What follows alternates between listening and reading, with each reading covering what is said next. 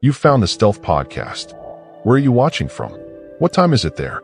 Subscribe and comment to support us. Thanks. Let's begin. I'm Mara Hensley, 34 years old, and I call Boise, Idaho home. Been living the van life dream for 3 years now in my tricked-out Ford Transit. High top, solar panels, the works. I'm a photographer, freelance mostly, chasing shots of wild places for magazines and my Insta. It's just me and the road, no ties, no fuss. Last month, I pointed the van north, itching for something rugged, and landed on South Canada. Heard the Georgian Bay area's got killer views, so I figured I'd park up there for a few nights. The drive from Boise was a haul. 2 days of gas station coffee and playlists heavy on Fleetwood Mac. Crossing into Canada felt like a win, the border guard waving me through with a grunt.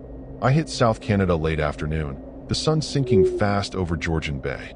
Found this gravel lot off Highway 400, near Tiny Township. Nothing fancy, just a spot with a view of the water through the trees. It's not exactly a campground, but I'm good at staying under the radar. I pulled in, tires crunching, and killed the engine. The bay's out there, shimmering like it's got secrets, and the air's got that sharp, clean bite. I hopped out, stretched my legs, and snapped a few pics. Golden light hitting the waves just right. My van's my sanctuary. Bed in the back, little kitchen, even a skylight for stargazing. I've parked in weirder spots than this. Deserts, city streets. But something about this place felt heavy. Not scary, just off-kilter. After setting up, I cooked some chili on my stove, the smell filling the van. I've got this routine down. Eat, edit photos, crash. My camera's my baby, a Nikon I've hauled everywhere. I was flipping through shots when I noticed the battery was low. Weird, since I'd charged it yesterday. I plugged it into the van's system, but the screen glitched, flickering like bad reception. Figured it was the cold messing with it. Happens up here. Night crept in fast, the kind of dark that swallows everything. I locked the doors, habit, not paranoia, and climbed into bed with a book. The van's cozy, blankets piled high, but I kept catching myself listening. No wind, no waves, just this thick quiet. I've slept through coyotes howling and trucks rumbling, so silence shouldn't bug me. But it did. Felt like the world was holding its breath. I've got a friend, Jess, who might swing by tomorrow. She's 28, a wild card. Pink hair, piercings, lives in Toronto. We met at a photo gig last year, hit it off over cheap beer. She's been texting about meeting up, maybe shooting some night shots together. I told her about this spot, said it'd be perfect. No signal out here, though, so she's on her own finding me. Hope she doesn't flake. Lying there, I started hearing stuff, little taps, like pebbles hitting the van. I sat up, peering out the skylight.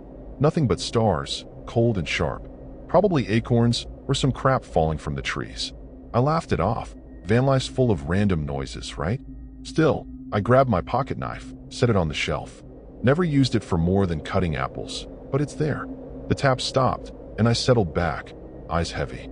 I was drifting off when I heard it, a low, slow creak, like something shifting out by the water. Not the van, not the trees. I cracked an eye, listening harder. It came again, deeper, almost like a groan. My brain said boat, dock, whatever, but my gut wasn't buying it. I pulled the blanket tighter, telling myself it's nothing. Sleep finally took me, but that creak stuck in my head, looping like a bad dream. Out here, alone, you're supposed to feel free. So why did I feel like I just rolled into something I couldn't outrun?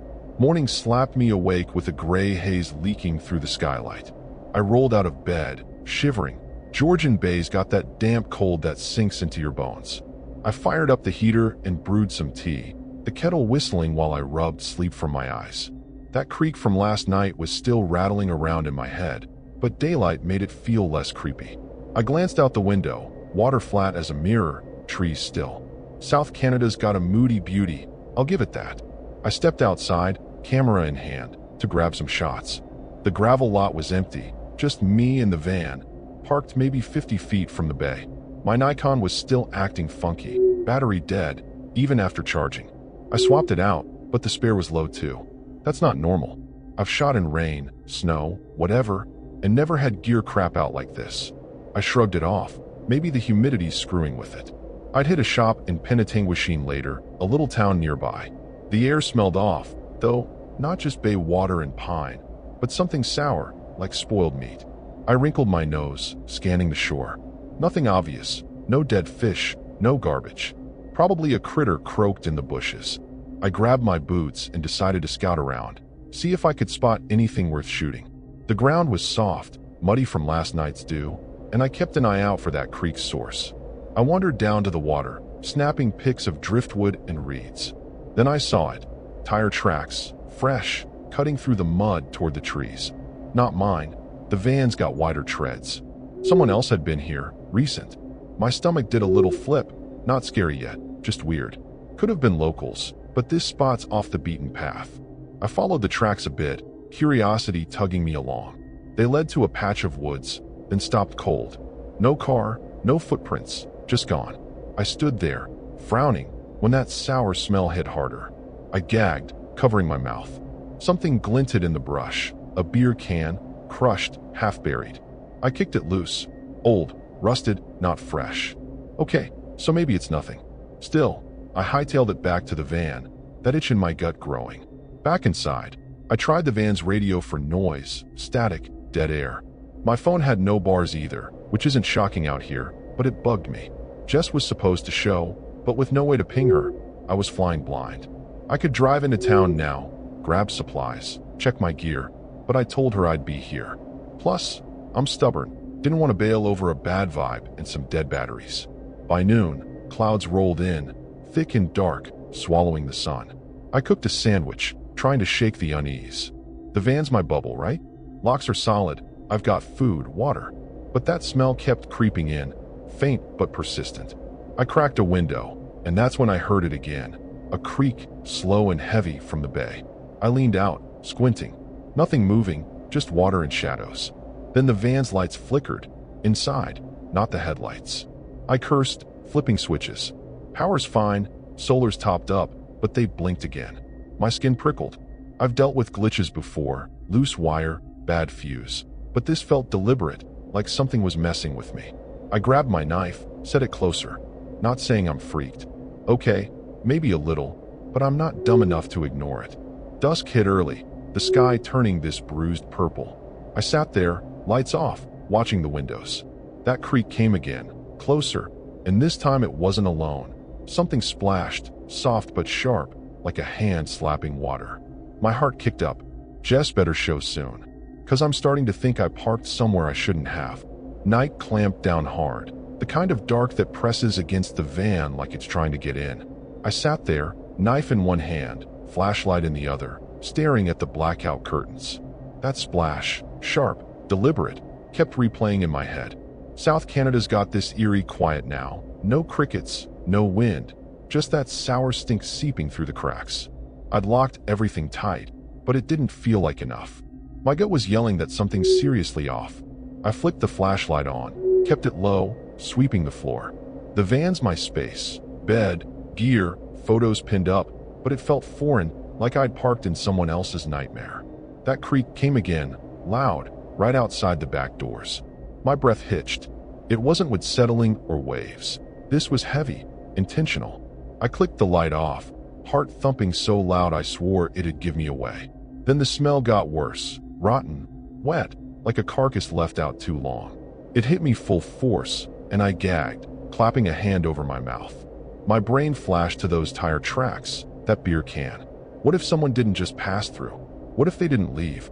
I crawled to the side window, peeling the curtain back an inch. The bay was black, but something rippled, small, quick, not a fish. My skin crawled, a cold, scary shiver running through me. The van jolted, sharp, like something rammed it. I yelped, dropping the flashlight. It rolled, beams spinning wild, and I dove for it, hands shaking. Another jolt, this time the passenger side, hard enough to rock me. This isn't a deer or a drunk. It's deliberate, disturbing as hell. I gripped the knife, whispering, "Get it together, Mara." But my voice sounded small, swallowed by the dark. A new sound started. Hiss, gurgle, like air bubbling through mud. It came from under the van, low and wet.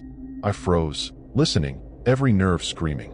Then the floor vibrated, just a little, like something brushed the undercarriage. I'm no mechanic, but I know that's not normal. I thought about Jess. Where the hell is she? And wished I'd bailed to Penetanguishene earlier. Too late now. I edged to the driver's seat, keys dangling from my pocket. Maybe I could start the van, peel out, leave this horror show behind. But before I could move, the back doors rattled, hard, metal groaning. The locks held, but the whole frame shook. I bit back a scream, clutching the knife tighter. Something scraped along the side, slow, dragging, like it was feeling its way around. I couldn't sit there. I had to see. I crept to the rear window, heart in my throat, and peeked out. The bay was still, but there, near the shore, something stood. Short, squat, not human, too wide, too low. It glistened, wet and dark, like it had crawled out of the water. My chest tightened, a wave of pure terror washing over me. It turned, jerky, and I swear it looked right at me. The scraping stopped, and for a second, I thought it'd leave. Then the roof creaked, loud, bending under weight. Something was up there. I stumbled back, tripping over my camera bag, and the skylight cracked, sharp, sudden, glass splintering. I yelled, swinging the flashlight up, and caught a glimpse, slimy, pale, fingers clawing at the edge. This isn't a prank. This is real, and it's coming for me. I lunged for the keys, hands slick, panic clawing at me. The van rocked again, harder, and that gurgle rose, loud, right above me. Whatever's out there, it's not sneaking anymore. It's here, and it's pissed. I've got one shot to get out, and I'm not sure it's enough. The skylight shattered, glass raining down, and I dove for the driver's seat, keys slipping in my sweaty hands. That thing on the roof gurgled, wet and close, clawing at the jagged hole. I jammed the key in, twisted. The van roared to life. Thank God. I slammed it into gear and floored it, tires spinning on gravel as I peeled out of that cursed lot. Something thudded off the roof, hitting the ground behind me, but I didn't look, couldn't. My headlights stabbed the dark, trees flashing by like bony fingers. The van rattled, suspension screaming as I tore down the dirt track off Highway 400. That sour stink clung to me, thick in my throat, and I rolled the window down, gulping air. My hands shook on the wheel, but I kept going. Penetanguishene was my lifeline, maybe 15 minutes if I didn't crash. The road twisted, narrow and rough, and I prayed the tires wouldn't blow. Whatever that thing was, I had to outrun it. Then the headlights flickered, dim, bright, dim, like the van was choking. Not now, I yelled, smacking the dash. They steadied, but my gut twisted. That squat, slimy shape flashed in my mind. Those fingers, that gurgle. I glanced at the mirrors, nothing but black, but it didn't feel gone. South Canada's woods stretched endless around me, a trap I'd rolled right into. I pushed the van harder, engine whining. Up ahead, the track split, left toward town, right into deeper woods. I yanked left, tires skidding, and something slammed the passenger side, hard. Glass cracked, spider webbing, and I swerved, barely keeping control. That gurgle was back, right outside, and I saw it. Low, scuttling alongside, keeping pace. My scream tore out, raw and loud. It lunged again, rocking the van, and I veered off-road, branches snapping against the hull. I bounced through the trees, dodging trunks, the van groaning like it'd snap apart. The thing fell back, or I thought it did. My headlights caught a glimpse, wet, pale, dragging itself fast. I hit a clearing, floored it, and aimed for a faint glow. Town lights, maybe. The engine sputtered, coughing, but I coaxed it on, sweat stinging my eyes. Every bump felt like the end, a life or death roll of the dice. The gurgle faded, swallowed by the roar of the van, and I risked a breath. The glow grew, Penetanguishene's outskirts, a gas station flickering in the distance. I laughed, shaky and wild. Maybe I'd make it. But then the steering locked, hard, and the van fishtailed. I fought it, muscles burning, and slammed into a ditch, metal crunching. The airbags popped, smacking me back, and everything went still. I coughed, head spinning, blood trickling from my nose. The engine was dead, headlights out, just the dash glowing weak. I grabbed the knife and flashlight, kicking the door open. That stink hit again, close, too close. I stumbled out, legs wobbly, and swung the beam around. Nothing but trees and dark. The gas station was a quarter-mile, tops. I could run it. Had to. Something splashed behind me, loud, from the ditch. I spun, light shaking, and saw ripples, black water churning. My chest tightened, terror clawing up my spine. It wasn't over. I bolted, boots pounding dirt, the station's neon my only hope. The gurgle rose, fast and wet, and I felt it. Something brushing the air behind me, cold and hungry. I ran harder, lungs burning, tears blurring the lights ahead. The ground shook, just once, like it was right on me. I didn't look back, couldn't. The station was so close, but my legs were giving out, every step a gamble. I wasn't sure I'd make it, but I'd be damned if I didn't try. I stumbled into the gas station lot, gravel biting my knees as I fell. The neon buzzed overhead, harsh and bright, and I scrambled up, banging on the locked door. "Help! Somebody!" My voice cracked, hoarse from screaming. A guy inside, clerk, maybe 50, balding, jumped, spilling his coffee. He fumbled with the lock, yelling, "Hold on." I kept the flashlight swinging behind me, beam cutting the dark. Nothing yet, but that gurgle echoed in my head. He yanked the door open, and I shoved past, collapsing against a rack of chips. "Something's out there. Call the cops." I gasped, blood dripping from my nose onto the floor. He stared, wide-eyed, then grabbed a phone. My hands shook, knife still clenched, as I scanned the windows. The lot was empty. Car wrecks, my van in the ditch, but no Jess, no monster. Yet, the clerk muttered into the phone. "Yeah, tiny township, gas station off 400, hurry." I caught my breath, the horror sinking in. That thing, squat, slimy, wrong, had chased me from Georgian Bay. I'd crashed, lost everything, but I was alive. I laughed, bitter and shaky, wiping my face. "Should have stayed in Boise," I muttered. The clerk tossed me a rag, looking freaked but keeping it together. Then I remembered, Jess. She was coming tonight, pink hair and all, straight into that mess. "My friend, she's out there." I blurted, lunging for the door. The clerk grabbed my arm. "Cops are coming. Ladies, stay put." I shook him off, panic overriding sense. "She doesn't know. She's got no clue." I'd told her to meet me at that lot, and now it was a death trap. I bolted outside, flashlight dimming, knife ready. The dark swallowed me again, that sour stink creeping back. I yelled, "Jess, get out of here." My voice bounced off the trees, unanswered. Then I saw it. Headlights, weaving down the track. Her Jeep, beat up and loud, rolling right toward where I'd parked. My stomach dropped. I waved the light, screaming, "Turn around." The Jeep slowed, Jess's silhouette in the window, confused, probably thinking I'd lost it. Then the ground shook, a wet thud behind me. I spun, beam catching it. Low, glistening, dragging itself from the ditch. It gurgled, loud, and charged, not at me, at her. "Jess, go!" I shrieked, throwing the flashlight. It cracked against the thing, slowing it a second, but not enough. She gunned the engine, tires spinning, but it was fast, too fast. It slammed her Jeep, glass shattering, and the whole thing flipped, rolling into the trees. Metal screamed, then silence. I ran toward it, legs burning, but that thing turned, blocking me. No face, just a gaping maw, dripping black. I swung the knife, hit something soft, wet, and it screeched, recoiling. I dodged past, reaching the wreck. Jess was inside, limp, blood streaking her pink hair. "No, no, no." I yanked the door, cutting my hands on glass, but she wasn't moving.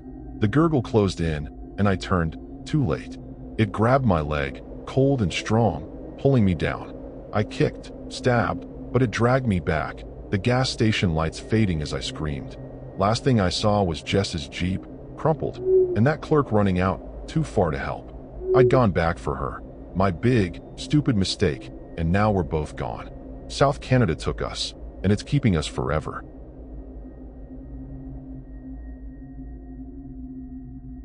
I'm Elias Carter, 29 years old, and I live in Portland, Oregon.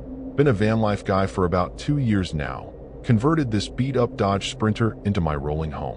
It's got a bed, a little kitchen, and enough solar power to keep me off the grid.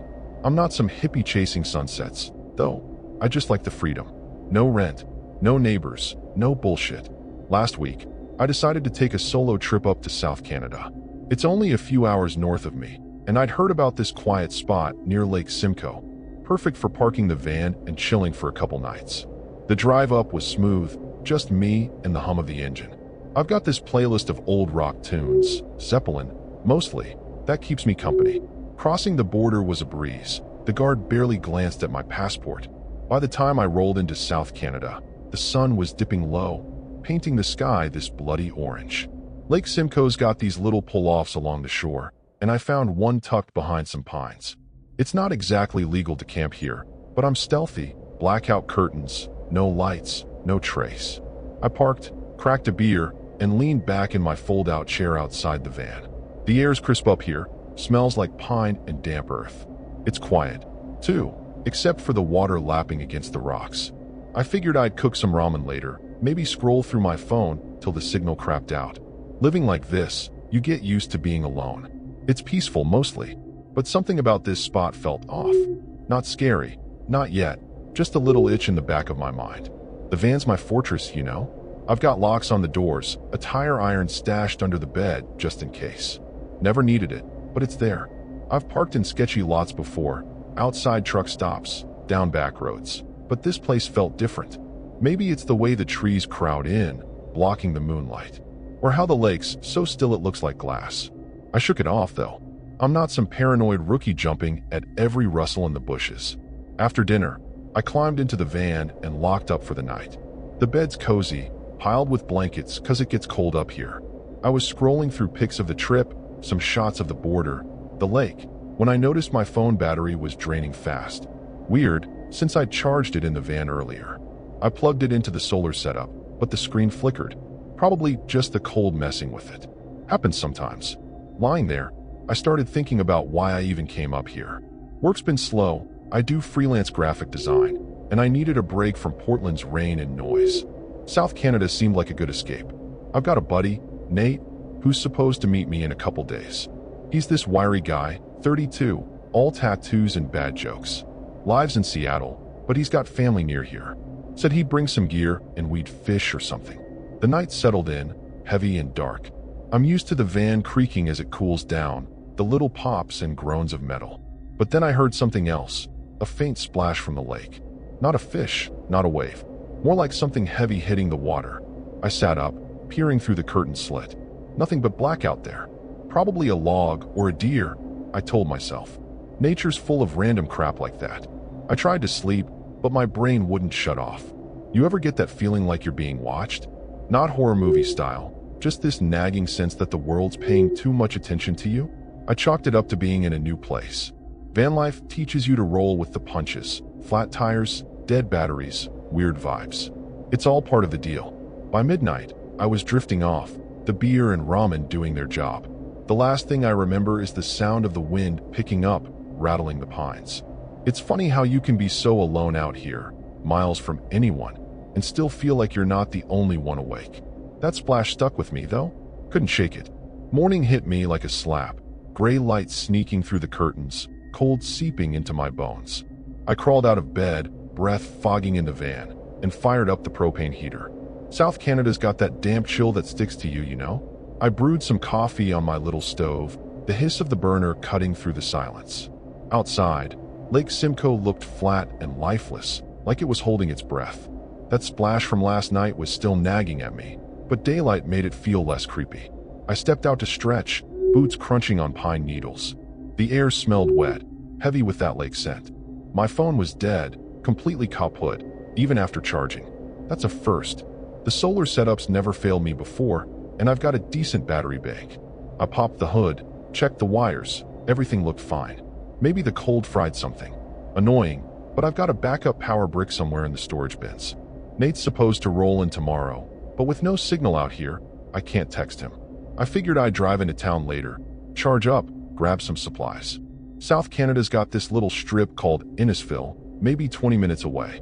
I'd seen signs for it on the way in, gas station, Tim Hortons, the usual. For now, though, I wanted to poke around the lake. Call it curiosity or stupidity, but I couldn't let that splash go. I grabbed my jacket and a flashlight. Daylight's fine, but these woods get dark under the trees. The shore's rocky, littered with driftwood and slimy stones. I walked maybe 100 yards, scanning the water. Nothing weird, just reeds and a couple ducks floating out there. Then I saw it, a chunk of something bobbing near the edge. Looked like fabric, dark and soggy. I fished it out with a stick. A sleeve, torn off a jacket. Disturbing as hell, but it could have been trash, right? Lakes swallow all kinds of junk. Back at the van, I tossed the sleeve in a plastic bag. Didn't know why I kept it. Evidence, maybe? My brain was spinning dumb theories. Drunk fisherman, lost hiker, whatever. I'm not a detective, but finding that felt like stepping into something scary I didn't sign up for. I decided to stay put for the day, though. Running off to town now seemed like overreacting, and I didn't want to burn gas for nothing. By afternoon, the sky turned bruise purple, clouds rolling in thick. I cooked some eggs, trying to keep busy. The van's my bubble, my safe spot, but the vibe out here was shifting. I kept glancing at the windows, expecting, what? A face? A hand? Get a grip, Elias. Still, I double-checked the locks. Vanlife's taught me to trust my gut, and mine was muttering something's off. Then the battery bank crapped out. I dug it out, plugged it in, nothing. Dead as my phone. Now I'm thinking this isn't just bad luck. 2 power sources tanking in 24 hours. That's horror movie territory. I've got candles and a headlamp, so I'm not screwed yet, but it's unsettling. I started wondering if I should bail, head to Innisfil early. Nate wouldn't know where to find me, though, and I'd look like an idiot ditching over a couple glitches. Dusk fell fast, the lake disappearing into the gloom. I was sitting there, headlamp on, flipping through an old paperback, when I heard it, a low hum. Not wind, not waves. It came from the trees, steady and deep, like a machine idling. I killed the light and peeked out. Nothing but shadows. My heart kicked up, but I told myself it's probably a boat or a car on some distant road. Still, it felt close, too close. I sat there in the dark, listening. The hum stopped after a minute, but the quiet was worse. You ever notice how silence can feel loud? Like it's pressing on you? I grabbed the tire iron, set it next to me. Not saying I'm scared. Okay, maybe a little, but I'm not taking chances. Something's brewing out there, and I'm stuck in the middle of it. Darkness swallowed the van, thick and heavy, like I was drowning in it. I sat there, tire iron in hand, staring at the blackout curtains like they'd sprout teeth. That hum from earlier? Gone. But the quiet wasn't comforting. It was suffocating. South Canada's woods have this way of closing in, pines looming like they're leaning over to whisper something nasty. I kept the headlamp off, figuring light might draw attention. Dumb, maybe, but my gut was screaming to stay low. I caught a whiff of something, sharp, metallic, like blood or rust. It hit me out of nowhere, cutting through the pine smell. I sniffed my jacket, the seat, nothing. It was coming from outside. My brain flashed to that soggy sleeve I'd found. What if it wasn't trash? What if it was a piece of someone? I shook my head. Too many late-night podcasts, Elias. Still, I cracked the window an inch, just to listen. Big mistake. The air rushed in, cold and wet, and with it came a sound. A gurgle, low and wet, like someone choking on their own spit. It was faint, but it was there, out by the lake. My skin prickled, every hair standing up. I slammed the window shut, heart hammering. I'm not a jumpy guy. Hell, I've slept through storms that'd wake the dead, but this was different. This was disturbing, the kind of scary that sticks in your throat. I grabbed my flashlight, flicked it on low, and aimed it at the floor. No way I was shining it outside. Not yet. The van felt smaller, like the walls were inching closer. I kept replaying that gurgle. Maybe an animal? A frog or some weird bird. But it didn't fit. It sounded human. I thought about Nate, still a day away. If I could hold out till he got here, we'd laugh this off over beers. Yeah, right. Then the van rocked, just a little, like something brushed it. I froze, beam trembling on the floorboards. It wasn't wind, the trees weren't swaying. I clicked the light off, holding my breath. There it was again, a nudge, harder this time, from the driver's side. My mind raced. Bear, drunk local, psycho? I've seen enough horror flicks to know this is where the idiot checks outside and gets axed. I stayed put, clutching the tire iron like it was a lifeline. Minutes dragged by, each one stretching into forever. Then I heard it, scratching. Slow, deliberate, along the metal. Not claws, not branches. Fingernails. Long, scraping drags, like someone testing the van's skin. My stomach dropped. This wasn't a bear. I whispered, shit, shit, shit, under my breath, trying to keep it together. The sound circled, moving to the back doors, then stopped. Dead silence. I couldn't sit there anymore. I had to look. I crawled to the rear window, peeling the curtain back a sliver. The lake was a black mirror, reflecting nothing.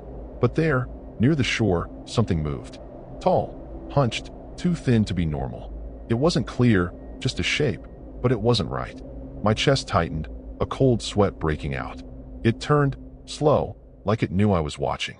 I dropped the curtain, scrambling back. The smell hit again, stronger, blood and rot, thick enough to gag on.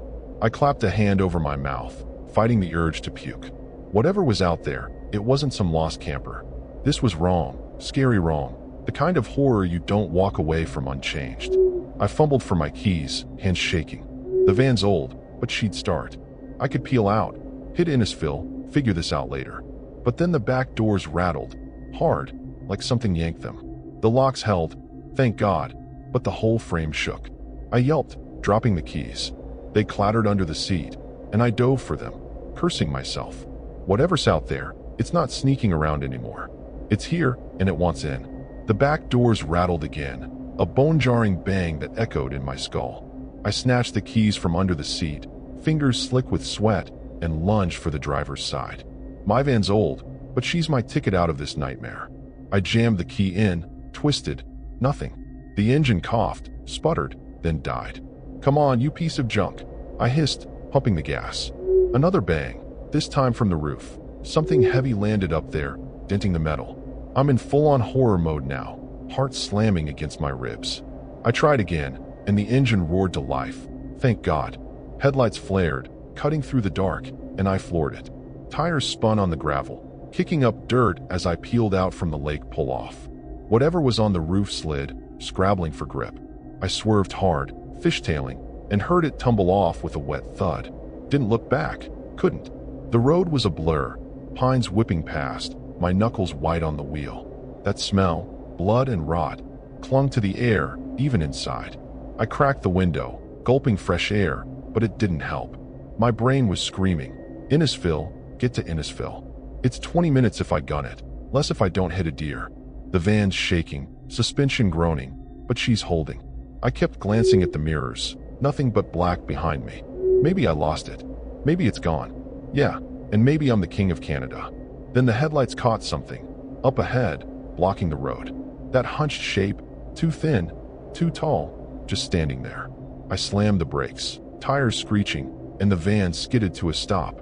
It didn't move, didn't flinch, just stared, or at least I think it did. No face, no eyes, just a void where a head should be. My gut twisted, a cold, scary certainty sinking in. This thing's not human. I threw the van into reverse, flooring it again. Backing up blinds a bitch. Rear view's useless in this dark, but I didn't care. The thing started moving, loping toward me, all jerky and wrong. I spun the wheel, swung the van around, and punched it forward, off the road into the trees. Branches snapped, scraping the sides, but I kept going. There's a dirt track somewhere around here. I'd seen it earlier. If I could find it, I might shake this freak. The van bounced hard, something cracking underneath, but I didn't stop. That gurgling sound was back, louder, right outside the passenger window. I risked a look, big mistake. It was there, keeping pace, long arms swinging, skin hanging off like wet rags. I yelled, swerving away, and it slammed into the side, rocking me. Glass cracked, but held. I'm running out of moves here. I hit the dirt track, finally, and gunned it, the van rattling like it's about to fall apart. The thing fell back, or I thought it did. My headlights were flickering, engine whining, but I couldn't slow down. Every second felt like a gamble, life or death hanging on this rust bucket holding together. South Canada's woods stretched on forever, a maze of dark and danger. Sweat stung my eyes, my breath coming in gasps. I didn't know where I was going anymore, just away. The track twisted, narrowed, and I kept pushing, praying for a road, a house, anything. That's when I saw the lights, faint ahead. Innisfil, a cabin, didn't matter. I aimed for them, the van screaming in protest, and that gurgle faded behind me. Maybe I'd make it. Maybe. But then the engine cut out, dead, no warning.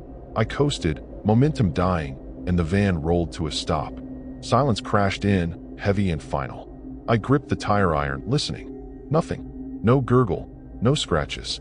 Just me, panting in the dark, those distant lights taunting me. I wasn't out of this yet. I sat there, engine dead, the van a coffin on wheels. Those lights ahead, maybe a mile off, were my only shot. I grabbed the tire iron, my flashlight, and a half-empty water bottle. No phone, no power, just me and whatever's left of my guts. I popped the door, slow, wincing at the creak.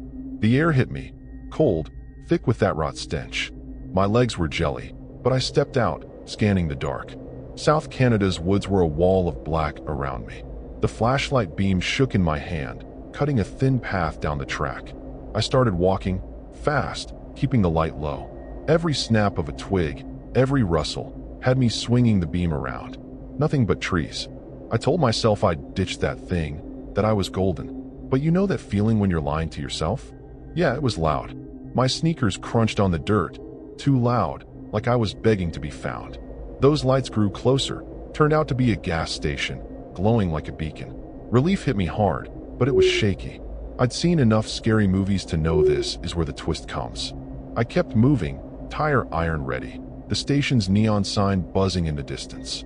A car sat out front, empty, driver's door open. Weird, but I wasn't stopping to play hero.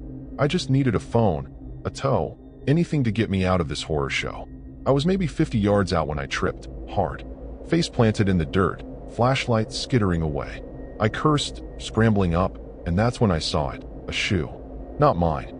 A beat-up sneaker, caked in mud, lying there like it had been dropped. My beam caught more. Tracks, fresh, leading off into the trees. Human tracks, but dragging, uneven. My stomach lurched. Someone else was out here, and they weren't doing great. I should have kept going. Gas station, safety, done. But I'm an idiot. I swung the light toward the trees, following those tracks. Hello. I called, voice cracking. No answer, just the wind. Against every ounce of sense, I stepped off the track, pushing through branches. The smell got worse. Blood, decay, a slaughterhouse stink. I gagged, but kept going, like some dumbass drawn to the edge of a cliff. The tracks led to a clearing, and there it was, Nate's truck. Beat up Tacoma, Seattle plates, parked crooked like he'd rolled in fast. My heart sank.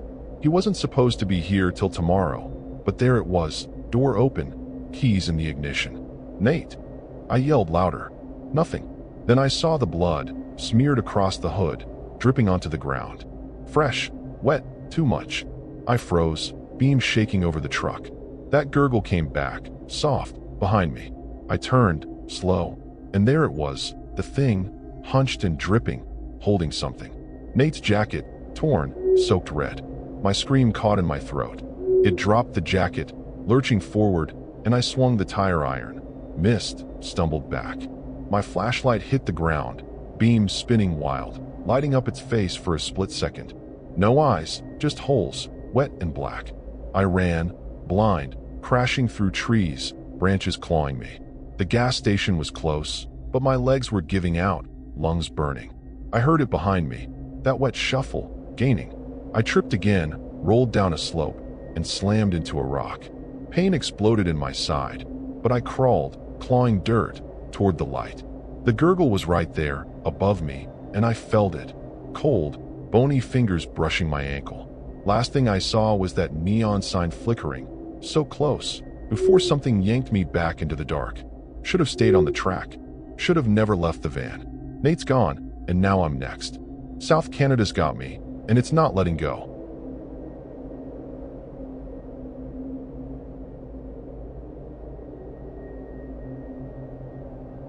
My name is Drew Callahan. I'm 32 years old, and I've been living in my converted Sprinter van for the past 3 years. Vancouver has been home base, but I've always been drawn to the open road. That's the whole point of van life, right? Freedom. The ability to pick up and go wherever the wind takes you. At least that's what I tell myself on the good days. On the bad days, I wonder if I'm just running from something I can't quite name. It was late September when I decided to head to Banff. The tourists would be thinning out, and I could score some amazing photos for my moderately successful travel blog. The mountains in autumn are something else. All those golden larches against the backdrop of snow-dusted peaks. I'd been saving up for this trip, knowing I'd need to splurge on park fees and maybe the occasional campground when stealth camping wasn't an option. My van, which I lovingly named Roamer, is nothing fancy, but it's home. I've retrofitted it with everything I need. A platform bed that converts to a small seating area, a tiny kitchenette with a single burner stove, and enough solar power to keep my camera gear and laptop charged. The exterior is purposely nondescript, white with no windows in the cargo area, perfect for blending in when I need to park somewhere unofficial for the night. I met up with my old college buddy, Mika Chan, in Calgary before heading into the mountains. She'd been working as a wildlife biologist in the area and knew all the best spots that weren't in the guidebooks. The park rangers have been extra vigilant lately. She warned me over coffee. There have been some strange incidents in the backcountry. Animals found. She trailed off, looking uncomfortable. Let's just say not all predators walk on four legs. We planned to meet up in a few days at Lake Minnewanka. Mika needed to check some remote cameras for her research, and I was eager to photograph the lake at sunrise. Just stick to the designated areas, she cautioned as we parted ways. And Drew, don't go wandering off alone after dark. The mountains have ways of making people disappear. I laughed it off at the time. Mika always did have a flair for the dramatic. The drive into Banff was everything I'd hoped for. The Canadian Rockies loomed larger than life, and the afternoon light painted everything in a warm, golden hue. I stopped several times just to breathe it all in. The crisp air, the smell of pine and earth, the absolute quiet that seems to exist only in places this remote. I felt that familiar tingle of excitement that comes with entering somewhere new, somewhere wild. I followed the Trans-Canada Highway, windows down despite the chill, music blasting. This was freedom. This was living. I'd stealth camp tonight and figure out my exact route in the morning. Mika had mentioned a service road off the Bow Valley Parkway that rangers rarely patrolled. Perfect for one night, she'd said with a wink. Just be gone by sunrise. As I turned off the main highway, the trees closed in, creating a tunnel of darkness despite the fact that sunset was still an hour away. My phone lost signal almost immediately, but I wasn't concerned. I'd downloaded offline maps and had my GPS unit as backup. What I hadn't counted on was the feeling of being watched that settled over me as soon as I left the main road behind. I chalked it up to the natural wariness that comes with entering predator country. After all, these woods were home to wolves, cougars, and bears. But something about the silence felt expectant, like the forest was holding its breath, waiting for something to happen. I found the spot Mika had described about 2 miles down the service road, a small clearing just big enough for roamer, screened from view by a stand of lodgepole pines. Perfect for stealth camping. I backed in, making sure I had a quick exit route if needed. Old habits die hard. I'd had my share of midnight knocks from security guards and angry property owners over the years. As I set up my simple camp, I couldn't shake the feeling of unease that had been growing since I turned off the highway. The forest was too quiet. No birds calling, no rustle of small animals in the underbrush. Just a heavy, oppressive silence that seemed to press in on me from all sides. I'm not usually the jumpy type. You can't be if you live this lifestyle, but something felt off. I double-checked the locks on the van doors before starting dinner, just in case. The sun sank below the mountains faster than I expected, plunging the clearing into deep shadow while the sky still held light. I fired up my little stove and heated a can of chili, trying to ignore how the normal sounds of my dinner prep seemed unnaturally loud in the stillness. That's when I noticed the scratches on a nearby tree, long, deep gouges in the bark, about 7 feet up. Too high for a bear, unless it was standing on its hind legs. And bear claw marks typically have a distinct pattern. These were different, almost deliberate, like someone or something had been marking territory. I was washing my dishes when I first heard it, a low, rhythmic sound that I initially mistook for my own heartbeat. But this was external, coming from somewhere in the darkening woods. It took me a moment to place it, drumming, a steady, methodical beat that seemed to resonate through the ground beneath my feet. Indigenous drumming isn't uncommon in these parts, but there were no settlements nearby, no campgrounds where people might be gathered, just wilderness. I tried to convince myself it was just other campers, perhaps a group who'd hiked into some spot I wasn't aware of. But the sound had an ancient quality to it, something primal that raised the hair on the back of my neck. I retreated into roamer, locking the doors behind me. The drumming continued, neither growing louder nor fading away, a constant reminder that I wasn't alone out here. Sleep eluded me that night. I lay in my bed, staring at the ceiling of the van, listening. Around midnight, the drumming finally stopped, but the silence that followed was somehow worse. I must have dozed off eventually because I woke with a start at 3:17 a.m., the time glowing on my digital clock with eerie precision. Something had woken me. A sound. I held my breath, listening. There it was again. A scraping sound against the outside of the van. Not the random brush of a tree branch. This was deliberate. Slow, methodical strokes against the metal, like someone, or something, dragging claws or fingernails along the side of my home. I lay frozen, afraid to move, afraid to breathe. The scraping continued, moving from the rear of the van toward the front, toward the cab where I lay. Dawn couldn't come fast enough. As the first gray light filtered through the trees, I made a decision. I'd skip photographing this area and head straight to Lake Minnewanka to meet Mika. I needed to be around people, to shake this growing sense of dread that had settled over me. I fired up Romer's engine, relieved when it started on the first try. But as I began to pull away, my headlights illuminated something that stopped me cold. A circle of stones had been placed around my van during the night. Not random rocks, but deliberately positioned stones forming a perfect circle, with strange symbols scratched into the dirt between them. I'd definitely not driven through such an arrangement when I arrived. Someone had been here while I slept, moving silently enough that I'd heard nothing but that rhythmic scraping. I gunned the engine and drove straight through the circle, not caring about the stones that crunched beneath my tires. I needed to get out of there. Now, the service road seemed longer on the way out, the trees pressing closer, branches reaching like gnarled fingers toward Romer's windows. I white-knuckled the steering wheel, pushing the van faster than was safe on the uneven track.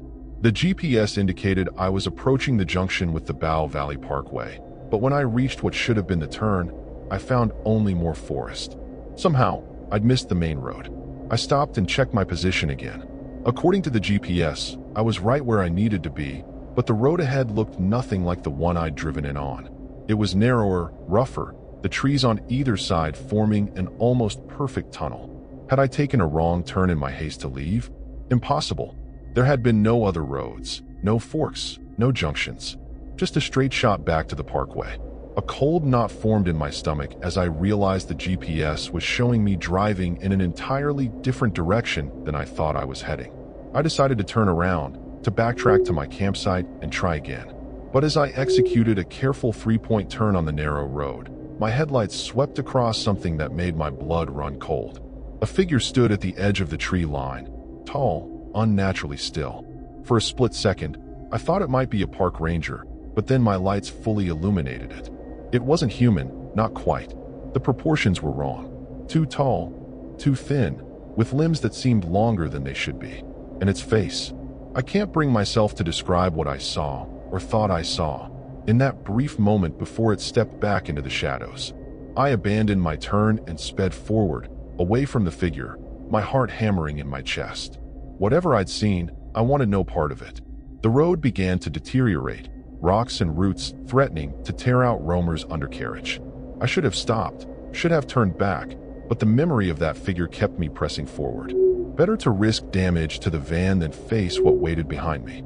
The trees suddenly gave way to a small clearing, and I stopped short. My headlights illuminated a sight that defied explanation. In the center of the clearing stood a circle of stones identical to the one that had been placed around my van during the night. But this one was older, the stones larger, partially sunken into the earth as if they'd been there for centuries. And in the center of the circle stood a crude altar of some kind, dark stains marking its surface. It was then that I noticed the silence. Complete, absolute silence. No wind in the trees, no distant calls of animals, not even the sound of my own engine, though I could feel the vibration through the steering wheel. It was as if sound itself had been sucked from the world, leaving only a vacuum. And in that vacuum, I felt a presence, an ancient malevolence that seemed to permeate the very air. Movement caught my eye, shapes emerging from the tree line on all sides of the clearing.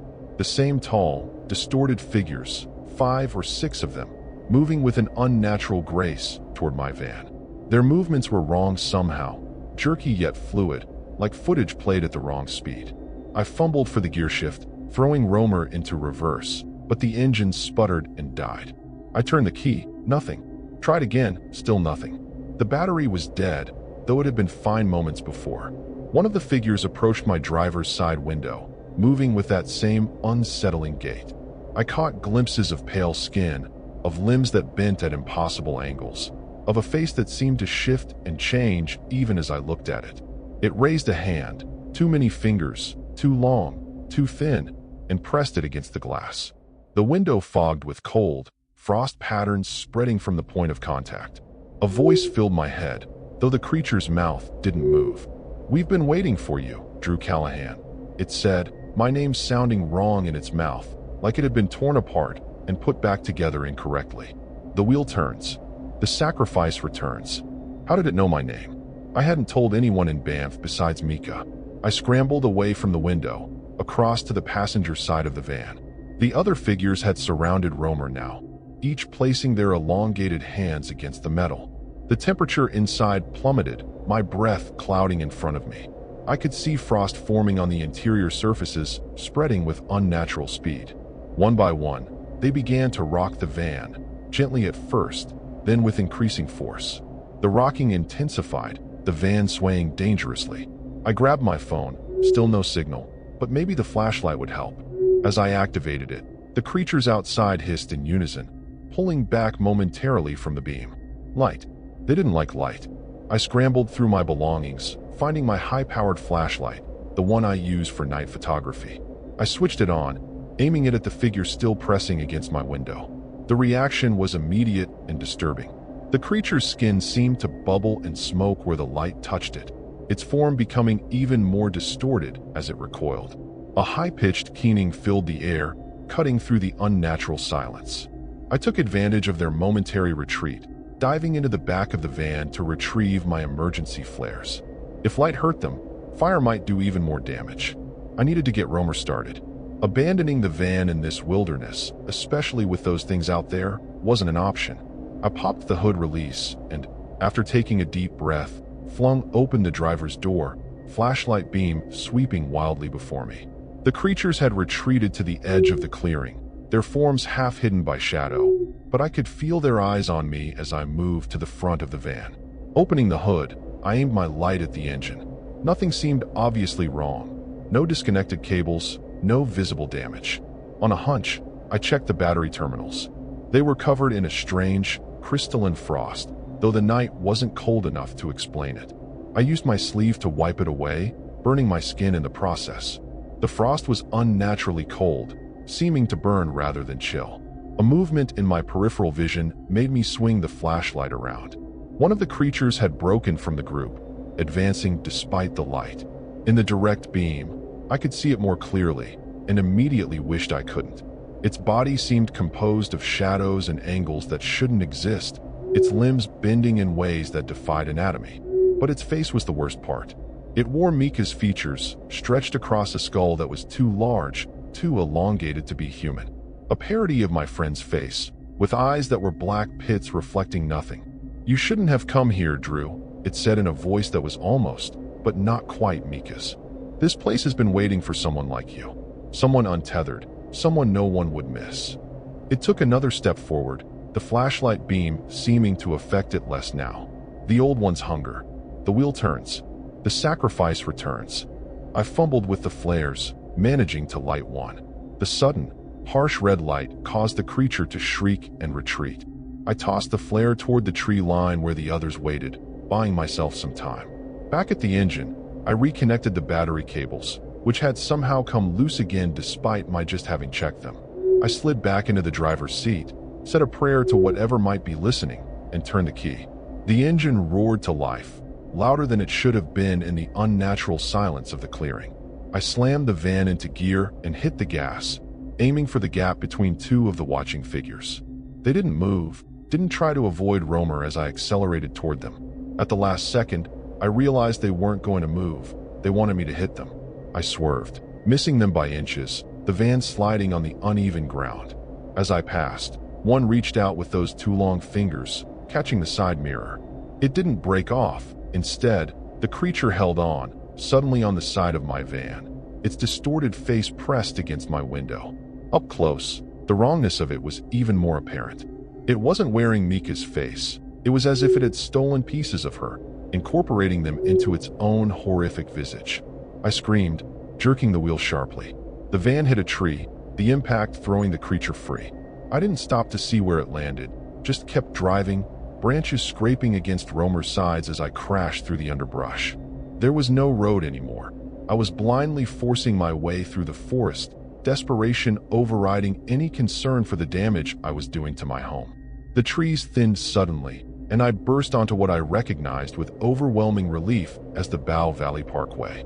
I turned toward Banff, pressing the accelerator to the floor. In my rearview mirror, I could see the dark line of trees receding, but no sign of pursuit. Had I escaped? Or were they letting me go for some reason? The thought sent another chill through me. My phone suddenly chirped, signal restored. I nearly wept with relief. I needed to warn Mika. If those things were using her image, perhaps she was in danger too. I tried calling, but it went straight to voicemail. Mika, it's Drew. Something's wrong in the forest. Don't go to Lake Minnewanka. Meet me in town. Please call me as soon as you get this. My voice sounded strange even to my own ears, high-pitched, trembling with barely contained panic. I drove toward Banff, the lights of civilization never looking so beautiful. But as I approached the town limits, my relief began to fade. Something wasn't right. The town looked different somehow. The buildings in the wrong places, streets laid out in patterns I didn't recognize from my drive-in yesterday. Had I come in from a different direction? Was I so disoriented that I didn't recognize where I was? I pulled over at what appeared to be a visitor center, though I didn't remember seeing it on my way into the park. The building was dark, closed for the night, but there was a large map of the area displayed outside. I approached it, flashlight in hand, trying to orient myself. What I saw made no sense. According to the map, Lake Minnewanka wasn't where I remembered it being. In fact, nothing was where it should have been. Trails, roads, landmarks, all in the wrong places. I was studying the map, trying to make sense of the disorientation when my phone rang. Mika's name flashed on the screen. I answered immediately, relief flooding through me. Mika, thank God. Where are you? There was static on the line, her voice breaking up. Drew? Can barely hear. Where are you? Been trying, since yesterday. I'm in Banff, I said. At some visitor center. Listen, something happened out in the woods. Something. I can't explain it, but I don't think you should go out to check those cameras. More static. Then her voice came through clearer. What are you talking about? I've been at Lake Minnewanka since yesterday afternoon. That's where we agreed to meet. I thought something happened to you. A cold knot formed in my stomach. That's not possible. We were supposed to meet there tomorrow. We had coffee in Calgary yesterday. The silence on the other end lasted too long. When Mika finally spoke, her voice was different, cautious, concerned. Drew, we haven't had coffee in Calgary. I haven't seen you in months. Are you okay? My mind reeled. Had I imagined our meeting? No, it had been real. I remembered specific details, what she wore, what we discussed, her warning about strange incidents in the backcountry. Mika, what day is it? It's Tuesday, October 12th. That wasn't possible. I'd arrived in Banff on September 28th. That would mean, Mika, I'm missing 2 weeks. Another long pause. Stay where you are. I'm coming to get you. Don't move. I ended the call, leaning against my van for support as the implications crashed over me. 2 weeks, gone. What had happened to me in that clearing? What were those things? And why couldn't I remember anything after trying to escape them? I became aware of a strange smell coming from inside Romer. Something musty and organic, like wet earth and decay. I hadn't noticed it before, too amped up on adrenaline and fear. I approached the side door cautiously, sliding it open. The interior of my van was transformed. The neat, compact living space I'd created was gone, replaced by something else entirely.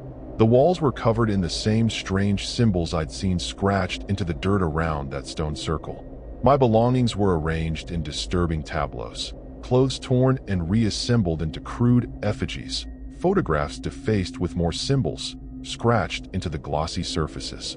But worst of all was what hung from the ceiling. Dozens of small bundles of twigs, bones, and feathers, bound with what looked horribly like human hair.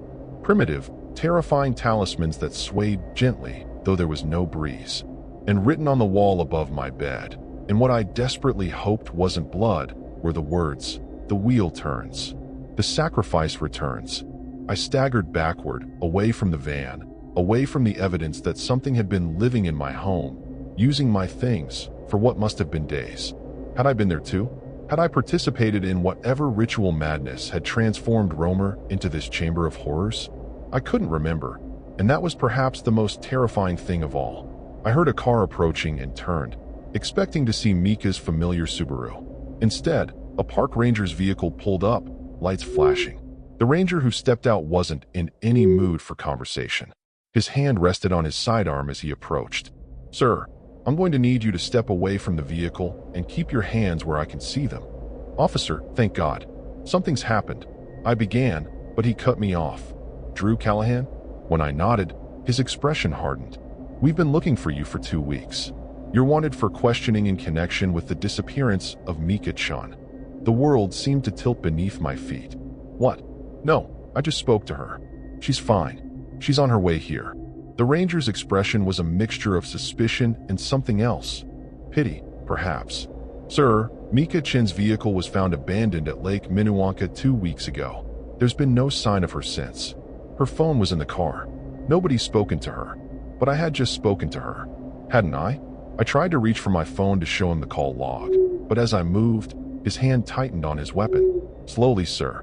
I carefully pulled out my phone, but when I looked at the screen, there was no record of Mika's call. No outgoing call to her voicemail either. It was as if the conversation had never happened. "Officer, please, you have to believe me. Something's out there in the woods. Something not natural." Even as the words left my mouth, I knew how they sounded. The ranger's face gave nothing away. "We're going to need to search your vehicle, sir." "Yes, please do," I said, stepping aside. "You'll see. It's been changed. There are symbols, things hanging from the ceiling. Someone's been living in there, or something." The ranger approached Romer cautiously, flashlight drawn. He slid open the side door and aimed the beam inside. I waited for his reaction to the transformed interior, but it didn't come. He methodically checked the van, under the bed, in the storage compartments. When he emerged, his expression was even grimmer than before. "Sir, I need you to turn around and place your hands behind your back." "What? Why? Did you see what's in there?" "I saw camping gear, some clothes, photography equipment, and a lot of blood, sir. Human blood. That wasn't possible." I peered past him into my van. It was exactly as I'd left it before heading to Banff. Clean, organized, normal. No symbols, no effigies, no disturbing talismans. But now that he mentioned it, I could see dark stains on my bed platform, on the walls. How had I not noticed before? As the ranger cuffed me, reading me my rights, a Park Service SUV pulled up. 2 more rangers got out, and with them was what appeared to be a body bag on a stretcher.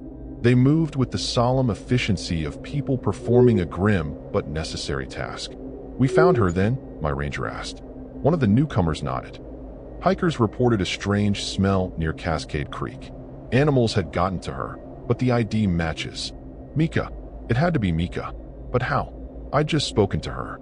Hadn't I? The memories of the past few weeks, or were they hours, suddenly seemed fluid, unreliable. Had I imagined the creatures in the woods?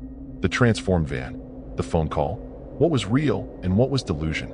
As they led me to the ranger's vehicle, I caught a glimpse of myself in its polished surface. For a split second, my reflection wasn't my own. The face looking back at me wore my features, but wrong somehow, stretched, distorted. And the eyes were black pits, reflecting nothing. "The wheel turns," I whispered, the words coming unbidden to my lips. "The sacrifice returns." The ranger paused, looking at me strangely. "What did you say?" I opened my mouth to respond, but no words came out. Instead, I heard that rhythmic drumming again, faint but growing louder. The ranger didn't seem to notice it. Nobody did. It was in my head, had always been in my head. Or perhaps I was in its head. I wasn't sure anymore where Drew Callahan ended and the ancient, patient malevolence of the Banff wilderness began. As they placed me in the back of the ranger's vehicle, I looked up at the night sky one last time. The stars seemed to pulse in time with the drumming, forming patterns, symbols I somehow recognized. The wheel was turning. It always had been, and I had never escaped that clearing, had never escaped the circle of stones. Part of me was still there and always would be, with the old ones who hunger in the dark places of the world. And somewhere in the forests of Banff, something wearing Drew Callahan's face lives on.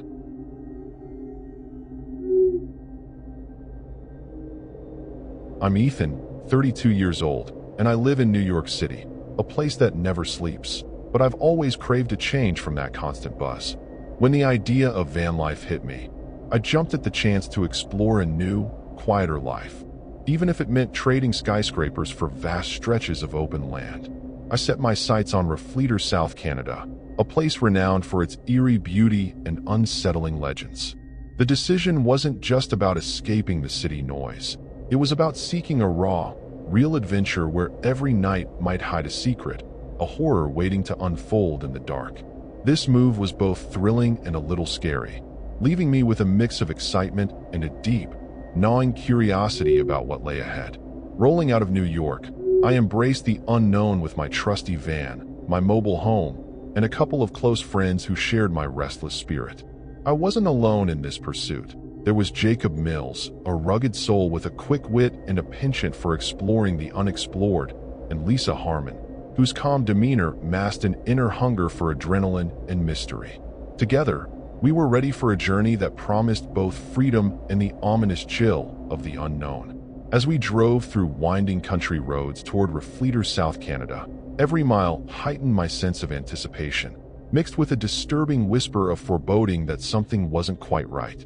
The long hours behind the wheel gave me ample time to reflect on my decision and the drastic shift in lifestyle I had chosen. I could almost feel the weight of every mile I left behind, a life of routine and safety crumbling slowly as I ventured into territories where the line between normalcy and horror blurred. The stories I'd heard about the area weren't just urban legends. They were disturbing, scary accounts of inexplicable events and eerie happenings, woven into the fabric of local folklore. I felt both exhilarated and unsettled, as if I were about to step into a real-life thriller where each moment teetered on the edge of danger. Driving deeper into the countryside, the familiar skyline of New York was replaced by vast, open landscapes and silent roads stretching into the horizon. The solitude of the journey was both a blessing and a curse, giving me time to think while also letting unsettling thoughts creep in. I started noticing subtle hints, a distant, unexplained noise, a fleeting shadow that vanished as quickly as it appeared, and each instance added another layer of tension to the ride. Even the radio seemed to hum with an eerie, unspoken warning. I couldn't shake off the feeling that my van, a symbol of my newfound freedom, was also my ticket into a realm of horror and mystery. As dusk approached, the scenery transformed dramatically.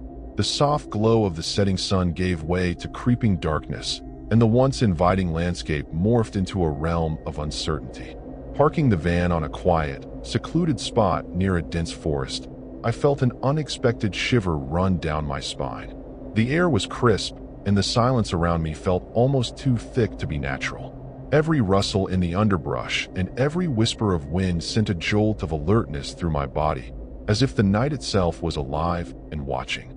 This moment, charged with a mix of beauty and dread, marked the start of an experience that would soon turn deeply disturbing. I settled into my van with a blend of excitement and apprehension, preparing myself for a night that promised more than just rest. With my laptop, a few snacks, and a journal in hand, I was determined to document every strange occurrence, every whisper of horror that might emerge from the dark. The idea of recording my thoughts felt almost therapeutic, like sharing a secret with an old friend. As I scribbled down my initial impressions, I couldn't help but ask myself if the mysterious tranquility of Refleter, South Canada was merely a facade hiding a scarier truth. That thought lingered in my mind, making the otherwise routine act of settling in feel eerily significant. The temperature dropped as night fully embraced the campsite, and a sense of isolation wrapped around me like a heavy blanket. Outside, the world was silent but for the occasional disturbing rustle in the trees, a sound that could be mistaken for the scurrying of animals or something far more sinister. I kept glancing at the rearview mirror, half expecting to see a figure lurking in the dim glow of distant streetlights. The van's interior felt like a cocoon against the cold, yet it offered no comfort against the unsettling feeling that I was being drawn into a story that was already written in ominous strokes. Each minute felt prolonged, charged with a suspense that bordered on the terrifying. In that moment of solitary vulnerability, I found myself questioning every decision that led me here. The journey from New York had been long and filled with moments of exhilaration. Yet the isolated reality of Refleter, South Canada presented a different kind of challenge, one that was deeply personal and undeniably scary. I began to wonder if the local legends of inexplicable phenomena and dark forces were simply tales, or if they held a kernel of disturbing truth.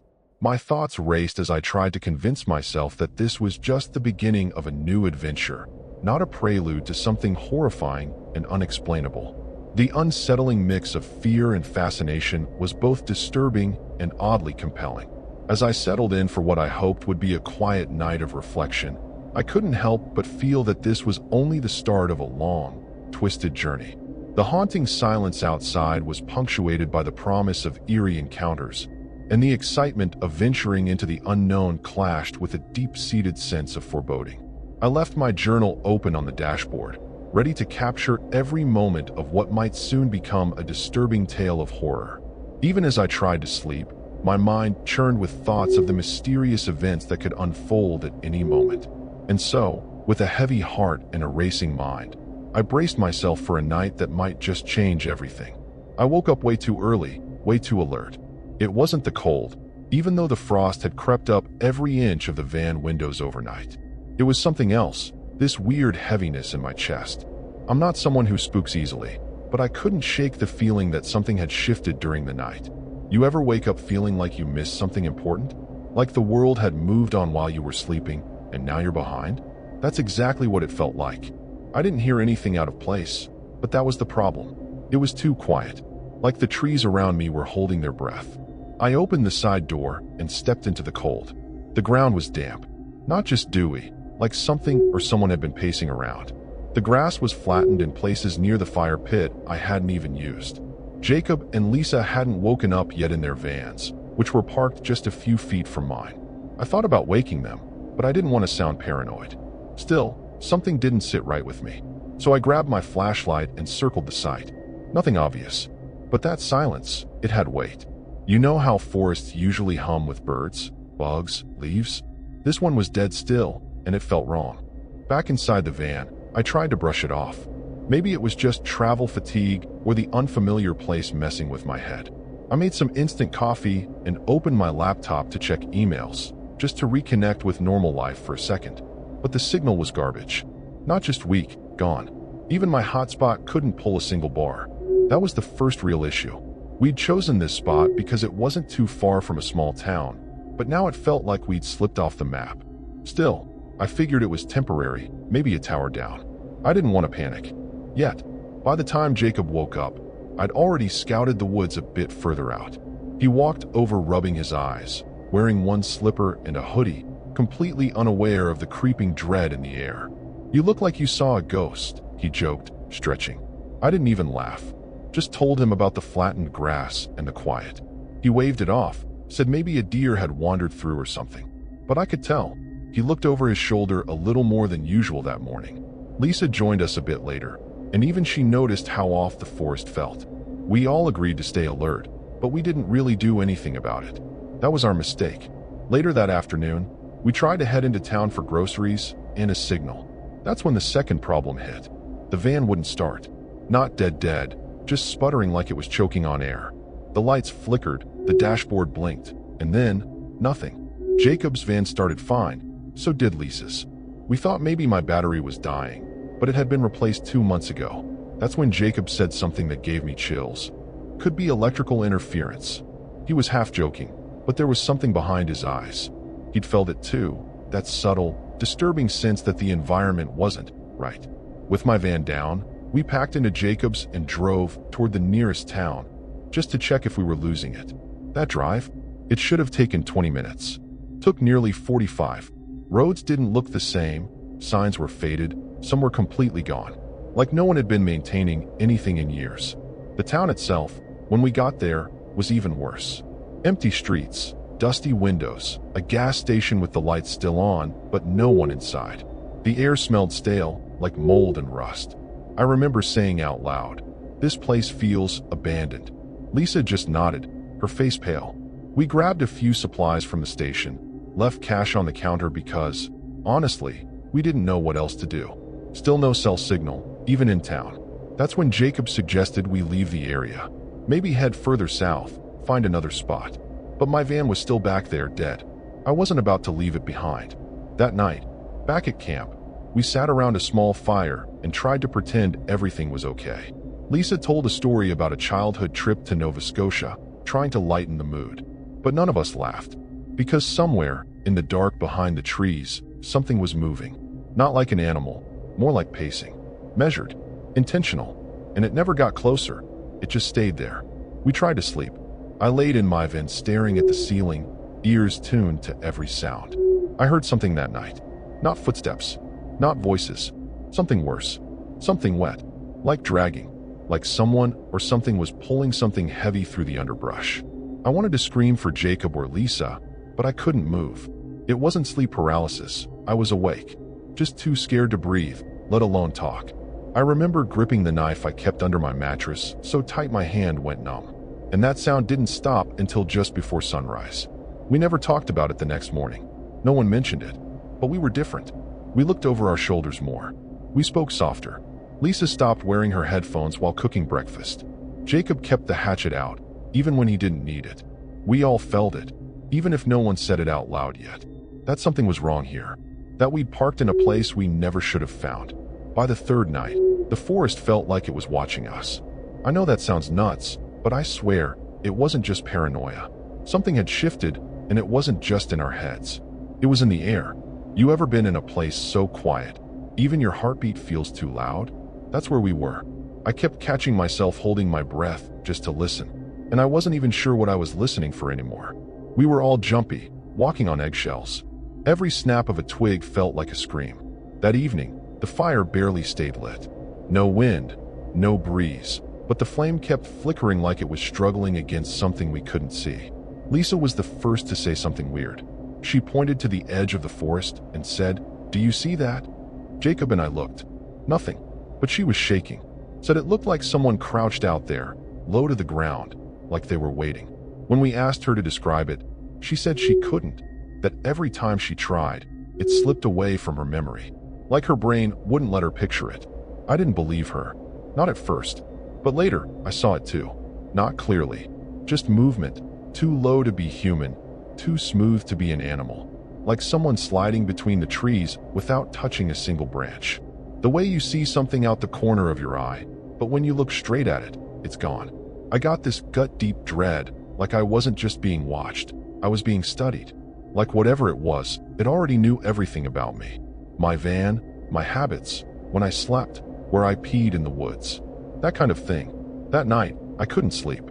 I heard Jacob's door creak open around 2 a.m. I peeked through my curtain, saw him standing barefoot on the grass, looking toward the trees. I whispered his name, but he didn't move. Just kept staring, like he was in a trance. When I finally opened the door to go out there, he turned suddenly, walked straight back into his van, and locked the door without saying a word. The next morning, he claimed he didn't remember any of it. Said I must have been dreaming. But I know what I saw. And I noticed he avoided looking at the woods all day. Lisa tried to leave that afternoon.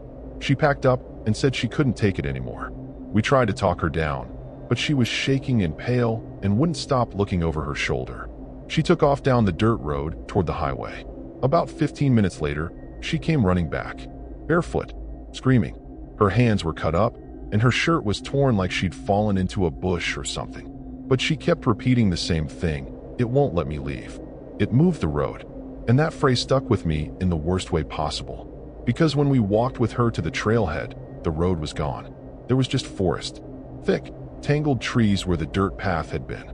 I walked forward, pushing past branches, expecting to pop out onto gravel or even a clearing, but it just went deeper and darker. Like the forest had swallowed the exit. Jacob said it was probably the wrong direction, but we'd walked this path twice before. It was the same spot, and now it didn't exist. We all stood there in silence. Nobody said it, but we were thinking the same thing. We were trapped. That night, we heard it. Not dragging, not pacing. This time it spoke. Not in words. More like whispers layered over whispers, like 100 mouths murmuring just under the sound of wind. I swear to you, they were whispering our names. I heard Ethan over and over again. Sometimes low, like breath in my ear. Sometimes far away, like someone calling from a distance. Lisa curled up in her van and sobbed. Jacob locked himself in and kept the headlights on. I sat up with a flashlight and knife and didn't blink until the sun came up. We made a decision in the morning. We were going to hike out, on foot, toward the town. No vans, no road, just straight through the woods using Jacob's compass and some maps. We packed light, water, snacks, jackets. I took a machete just in case. Lisa didn't say a word, just followed. The woods felt wrong the second we stepped off camp. Like the trees were leaning closer, and the sun couldn't get through the branches right. We walked for an hour, then two. We should have been halfway to the nearest logging road. But the forest just looped. Same trees, same down log, same rock formation. We were walking in circles, without turning. Lisa broke down crying. Said she heard her mom calling her name from somewhere behind us. Her mom's been dead 5 years. Jacob lost it too. He started yelling at nothing, slashing at the air like something was crawling on him. I had to pull him back before he hurt himself. That's when we saw it. Finally, not just movement. A figure, half-hidden, pale-skinned, crouched low, just outside the trees. Watching, and smiling. I didn't scream. None of us did. That thing, whatever it was, looked almost human, but something was off. Like its limbs were too long, its face too still. The grin never moved, just stretched across its face like it had been carved there. It crouched there, frozen, like it was waiting for us to move first. Lisa gasped, whispered, "That's what I saw that first night." The words barely left her mouth before the thing crawled backward into the trees. Not walked, crawled. Fast, quiet, vanished. We took off. I don't remember deciding to run. We just did. Our feet tore through leaves and mud, ducking under branches, smashing through whatever was in the way.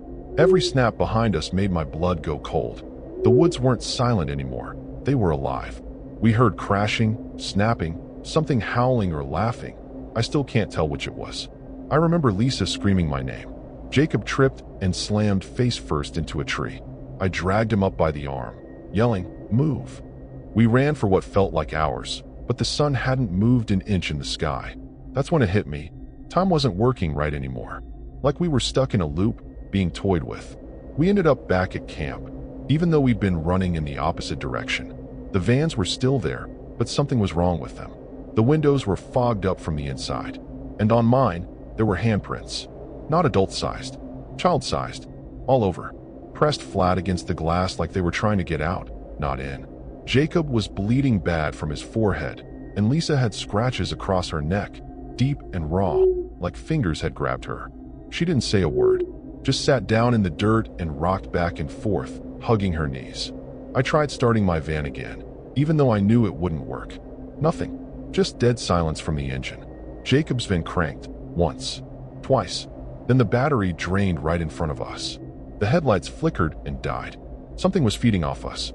The fear, the energy, maybe even our will to escape. The fire pit we hadn't touched in days was burning. No one lit it. It was just on. No smoke, no smell, just flames. And around it, I swear to God, were footprints in the dirt. Circling it, barefoot, deep, like someone heavy had been stomping around it over and over. But no one had been there. We were all together. And then Jacob pointed at something on the van wall. Scratches. Long, deep grooves in the paint, spelling out a single word, "Stay."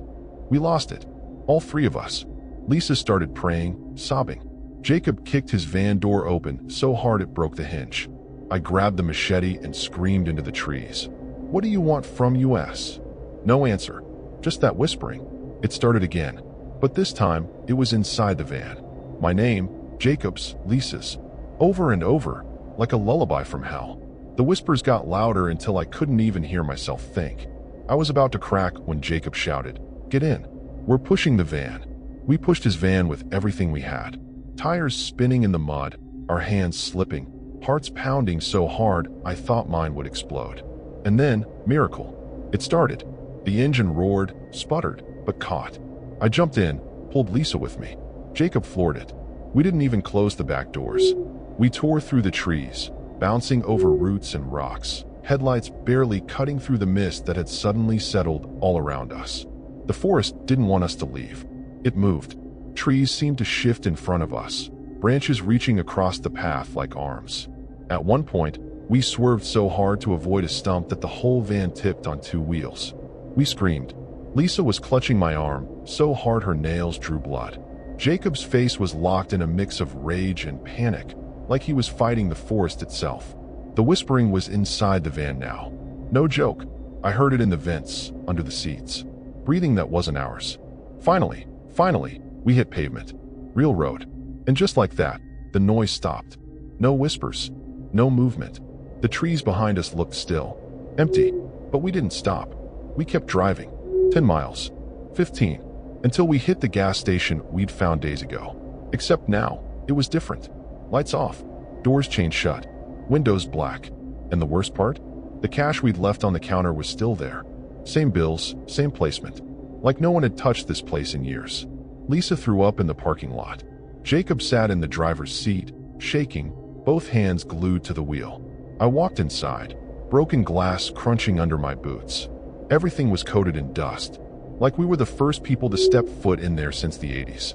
But I swear, I heard the radio behind the counter click on, just for a second, and a voice, not a station, not music, whispered, "You can't leave what you brought with you." I don't know how long we stood there. I don't even remember leaving. I just know we didn't go back for the other vans. Or the campsite. We left it all behind. And even now, I don't think we ever really escaped. Because later that night, as we pulled into a motel 2 towns over, I saw something in the rearview mirror. Not a car, not headlights.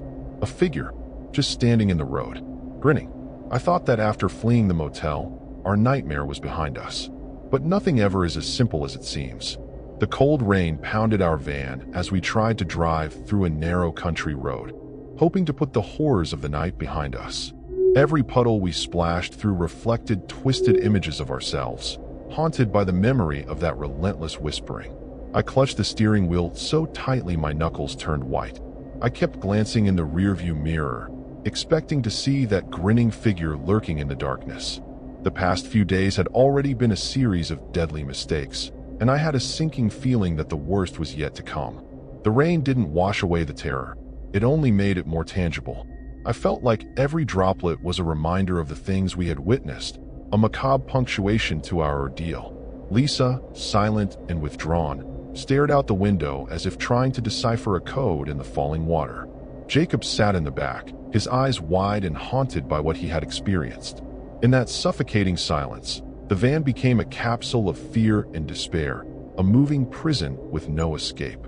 Every mile we drove, every turn of the road, reminded me that sometimes you can't outrun the past, even when it's screaming in your ears. We eventually reached a dilapidated farmhouse on the outskirts of a tiny, forgotten town. It looked abandoned, with boarded-up windows and a creaking porch, but it was our only refuge from the relentless storm. As soon as we stepped inside, the oppressive aura of the building hit us like a freight train. The air was thick with decay and despair, and every step we took stirred up memories of the voices that haunted our van. I could almost feel a presence watching us from the darkness, waiting for us to let our guard down. Even in the relative safety of that broken-down sanctuary, terror had a way of seeping in through the cracks. Inside the farmhouse, the silence was a double-edged sword. On one hand, it offered a brief respite from the chaos of the road. On the other, it was filled with the echoes of our frantic escape.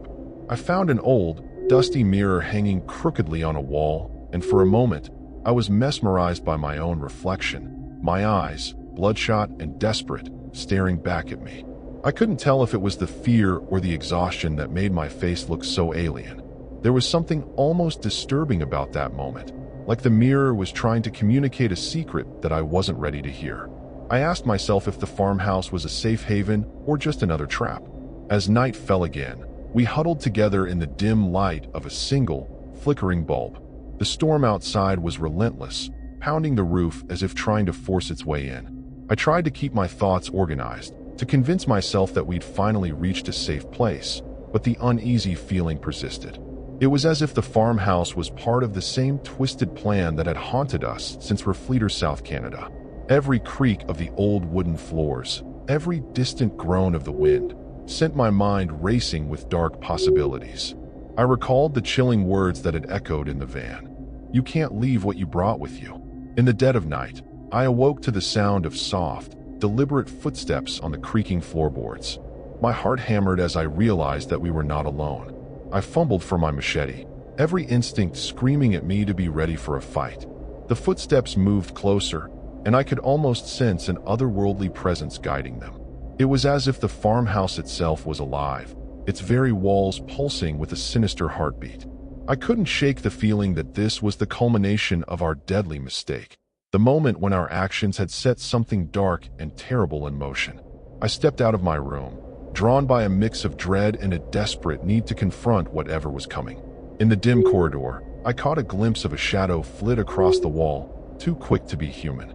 My mind raced with memories of the forest, of the whispering voices, and that eerie grin in the rearview mirror. Every step felt like I was walking on the edge of a blade, the danger intensifying with each passing moment. The farmhouse, with all its decay and forgotten history, suddenly seemed less like a refuge and more like the stage for our final act, a tragic climax that was already set in motion. As I reached the front door, the sound of breaking glass shattered the brief silence, and I froze. Behind me, Lisa's muffled cry confirmed that I wasn't imagining things. I turned back slowly and saw the dark silhouette of a figure moving in the periphery, a figure that bore a disturbing resemblance to the one we had encountered on that treacherous night in the woods. In that heart-stopping moment, I realized that our struggle was far from over. We had made a deadly mistake by thinking we could ever outrun the horror that clung to us like a curse. The farmhouse, the storm, the endless terror. They were all pieces of a puzzle that had only just begun to reveal its grim design. Before I could process any further, the lights in the farmhouse flickered violently, plunging us into an abyss of darkness. A guttural, chilling whisper reverberated through the halls, calling out our names in a sinister chorus. My heart pounded like a drum, and every instinct screamed to run. But deep down, I knew that escaping was not an option. This was our fate, sealed by the choices we'd made and the horrors we'd unleashed. And in that moment of paralyzing terror, I realized that some mistakes are too grave to ever be undone.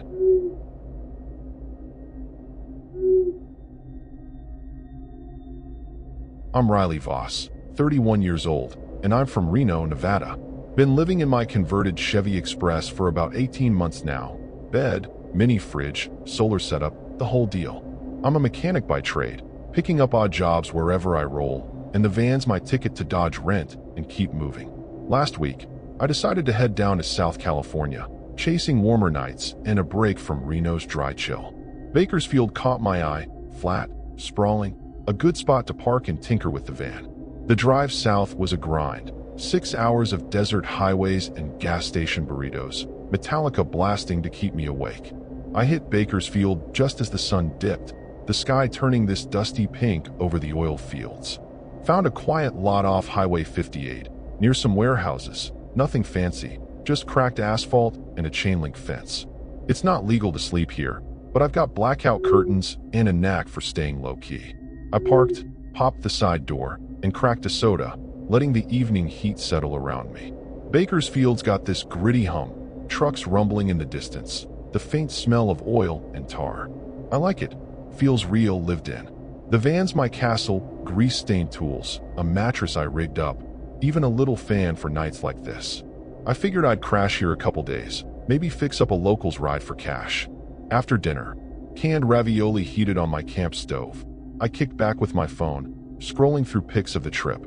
Battery was fine, signal spotty, but workable. I've got a buddy, Cal, who might swing by tomorrow. He's 35, a wiry dude with a buzz cut, lives in Fresno. We go way back, worked a garage together years ago. Said he'd bring some beers and we'd shoot the shit. Night rolled in, thick and warm, the kind that sticks to your skin. I locked the doors, habit from sketchier stops, and climbed into bed. The lot was dead quiet, just the occasional hum of a car on 58. I'm used to sleeping through noise, semis, coyotes, whatever, but this silence felt heavy, like it was watching me. I brushed it off. Vanlife's full of weird vibes sometimes. I was half asleep when I heard it. A low thud, metal on metal, somewhere outside. I sat up, rubbing my eyes, and listened. Nothing for a minute, then another, closer, like someone tapped the fence. My brain said stray dog, drunk, whatever, but my gut tightened. I grabbed a wrench from my tool bag, better than nothing, and peeked through the curtain. Just shadows and the glint of chain link. It stopped, and I laughed at myself, settling back. Probably some punk messing around. Bakersfield's got its rough edges. Heard stories of break-ins, tweakers, nothing new. I've parked in worse spots and walked away fine. Still, I kept the wrench close, just in case. You don't last out here without a little caution. Sleep tugged at me again, but that thud lingered in my head. I started thinking about why I even came down here. Reno's slow this time of year, sure, but Bakersfield's not exactly a vacation. Maybe I just needed the road. The van creaked as it cooled, a familiar sound, and I let it lull me. Whatever was out there, it'd be gone by morning. Then I heard voices, low, muffled, too far to make out words. My eyes snapped open. Not cops, not kids, something else. I stayed still, listening, and they faded. Could be nothing, but out here, alone, nothing feels like nothing for long. Morning hit me with a blast of dry heat sneaking through the van's vents. I rolled out of bed, stiff and sweaty, and fired up my little fan while I brewed coffee on the stove. Those voices from last night stuck with me. Low, creepy, like they were plotting something. Bakersfield's got that industrial sprawl, all warehouses and dust, and I figured it was just some late-night weirdos. Still, I couldn't shake the feeling I'd parked in the wrong spot.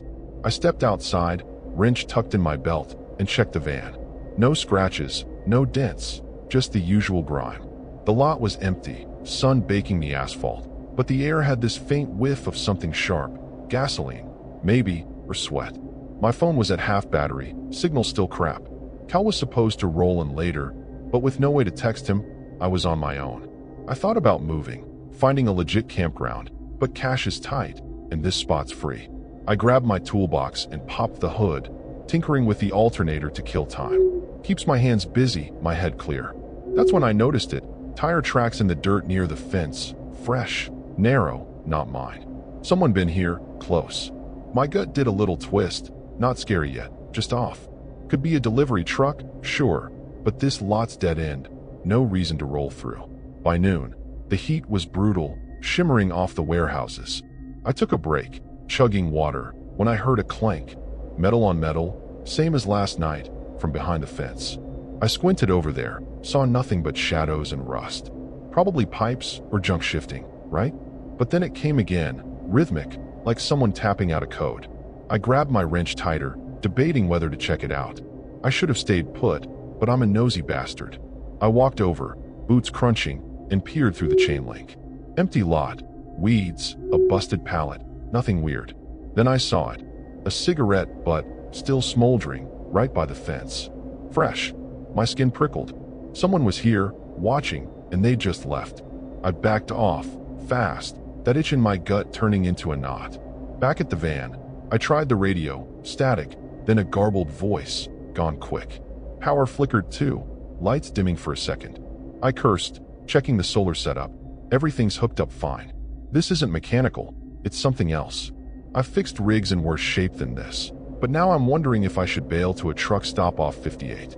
Cal'd find me eventually, but I didn't want to look like I'm running scared. Dusk crept in, the sky turning this sickly orange over Bakersfield. I cooked some beans, keeping the curtains cracked to watch the lot. That clank came again, closer, by the warehouse wall. My heart kicked up, but I told myself it's nothing, city noise, that's all. Then I heard footsteps, heavy, dragging, circling the van. Not fast, not sneaky. Just there, like they wanted me to know. I killed the lights, gripping the wrench, and peeked out. Two shapes, tall, lanky, moving slow near the fence. Too dark to see faces, but they weren't stumbling like drunks. One stopped, turned my way, and I swear he stared right at me. My breath caught, a cold, disturbing chill running down my spine. They didn't yell, didn't wave, just stood there, then shuffled off into the shadows. I sat back, heart pounding, trying to laugh it off. Tweakers, maybe, scoping the van for a smash and grab. Happens in places like this. But those footsteps stuck with me, that slow drag, like they had all the time in the world. I locked the doors again, double-checked, and kept the wrench on my lap. Cal better show soon, 'cause I'm starting to think I'm not alone out here, and it's not the friendly kind of company. Night slammed down on Bakersfield like a lid, the lot turning into this black pit around my van. I sat there, wrench in hand, curtains cracked just enough to watch those shapes disappear. My chest was tight, that slow drag of their footsteps echoing in my skull. South California's got its share of weirdos, but this felt different, scary, deliberate, like I'd stumbled into something I wasn't supposed to see. The air stank of oil and something sour, creeping in despite the locked doors. I kept the lights off, barely breathing, listening hard. Then it hit, a sharp bang on the side of the van, metal denting under a fist. I jumped, cursing loud, and gripped the wrench tighter. Another bang, back doors this time, rattling the locks. My heart slammed against my ribs, pure horror kicking in. This wasn't random. They knew I was here, and they weren't screwing around. I scrambled to the driver's seat, keys shaking in my hand. Voices started, low, rough, right outside. "He's in there." One growled, all gravel and spit. Another laughed, high and jagged, like a hyena. My skin crawled, a cold sweat breaking out. I peeked through the windshield. 3 of them now, tall and wiry, faces smudged in the dark. One held a crowbar, tapping it on the ground, slow, like he was counting down. This wasn't a robbery. This was something disturbing, something personal. The van rocked, hard, like they'd rammed it. I yelled, "Back off," but my voice cracked, weak against their cackling. They didn't answer, just kept circling, boots dragging, crowbar scraping the hull. I twisted the key, engine sputtered, died. "Come on, you bastard," I hissed, trying again. It caught, roaring, and I flicked the headlights on. Caught them full beam. Pale faces, sunken eyes, grinning like wolves. My stomach dropped. One lunged, smashing the crowbar into the passenger window. Glass cracked, holding just, and I floored it, tires screeching. They scattered, but not far, shadows darting along the fence. I peeled out of the lot, heart hammering, the van shaking like it had fall apart. Those grins burned into me, scary as hell, like they weren't just after my stuff. They wanted me. I aimed for Highway 58, anywhere but here. The banging didn't stop. Something hit the roof, denting it down. I swerved, glancing up, and saw a hand. Filthy, clawing, through the busted vent. They'd climbed on. I yelled, slamming the brakes, and it slid off, thudding behind me. Mirrors showed them running, fast, keeping up. This wasn't human speed. These guys were jacked, wired, wrong. My gut screamed I'd parked in their turf, and they didn't like guests. I gunned it again, the engine whining, headlights flickering. The lot was gone, warehouses blurring past, but I heard them, yelling, whooping, like a pack on the hunt. One darted out, swinging that crowbar at the side. Metal screeched, and I veered, nearly clipping a pole. They weren't stopping, and I wasn't sure I could shake them. Bakersfield's sprawl was a maze, and I was trapped in it. The radio crackled, sudden, loud, spitting garbled voices, then cut out. My phone was dead now, screen black. I kept driving, sweat stinging my eyes, praying for a cop, a trucker, anything. Those laughs echoed behind me, close, too close. I'd seen rough crews before, gangs, drifters, but this was horror movie level, a nightmare I couldn't wake from. They dropped back, or I thought they did. The road opened up, 58 stretching ahead, and I pushed the van harder, shaking, gasping. My hands were locked on the wheel, mind racing. Cal? Where's Cal? I needed out, but those faces, that crowbar, they were seared in. Something was seriously wrong here, and I was still breathing their air. Highway 58 blurred past, the van rattling like it'd blow a gasket any second. I kept the pedal down, headlights cutting through the dark, those whoops fading behind me. My chest heaved, lungs burning, pure terror driving me now. Bakersfield's lights shrank in the rear view, but I didn't feel safe, not even close. Those guys weren't normal, not just punks with a grudge. They moved like they owned the night, and I'd crossed them bad. The engine coughed, a sick sputter, and I cursed, smacking the dash. "Hold on, girl." It steadied, but the gas gauge was dipping, half a tank, maybe less. I aimed for a truck stop I'd passed coming in, maybe 10 miles out. Cops, lights, people, my shot at getting clear. The road was empty, just me and the hum of tires, but every shadow made me flinch, expecting that crowbar again. Then I saw it, headlights behind me, low and fast, closing in. My gut sank. A beat-up pickup, rusted, weaving like they were drunk, or worse. I floored it, the van groaning, but they gained, engine roaring. A face leaned out, same pale grin, eyes glinting, and something flew, smashing my taillight. Glass sprayed, and I swerved, tires screaming. They were playing with me, a life-or-death game I couldn't win. The pickup rammed me, hard, rear bumper crunching. I fishtailed, fighting the wheel, and they laughed, loud enough to hear over the engine. I swung off 58, onto a side road. Dirt, narrow, a gamble. The van bounced, tools crashing in the back, and they followed, headlights blinding in my mirrors. I dodged a ditch, barely, and saw a sign, Kern River, 2 miles. Maybe I could lose them there. Dust choked the air, the van shaking apart, but I kept going. They rammed again, metal screeching, and the back doors buckled. I yelled, swerving wild, and clipped a tree, side mirror gone, sparks flying.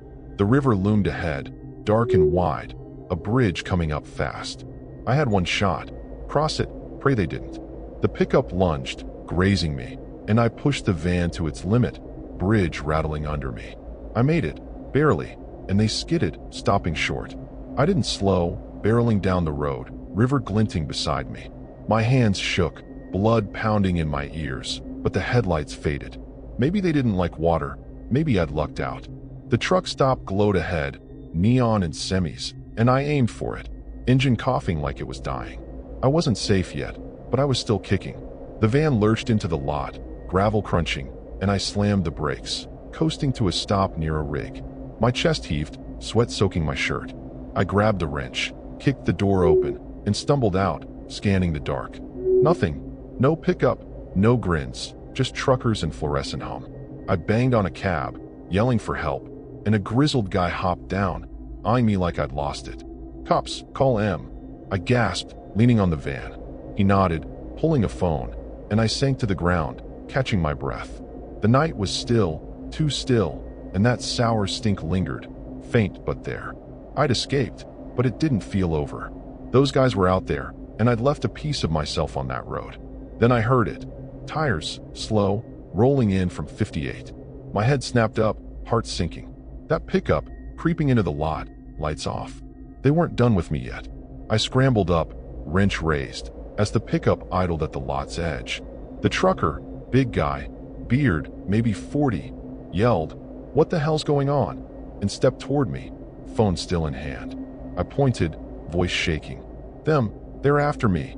The pickup's doors creaked open, 3 shapes spilling out, crowbar glinting under the neon. My stomach twisted, horror crashing back full force. I'd thought I'd lost them, but I just led them here. The trucker cursed, dialing faster, but they moved, slow, dragging, like they savored it. I bolted for the van, yelling, "Lock yourself in." He didn't. Dumbass squared up, shouting at them to back off. I dove inside, slamming the door, and fumbled for the keys.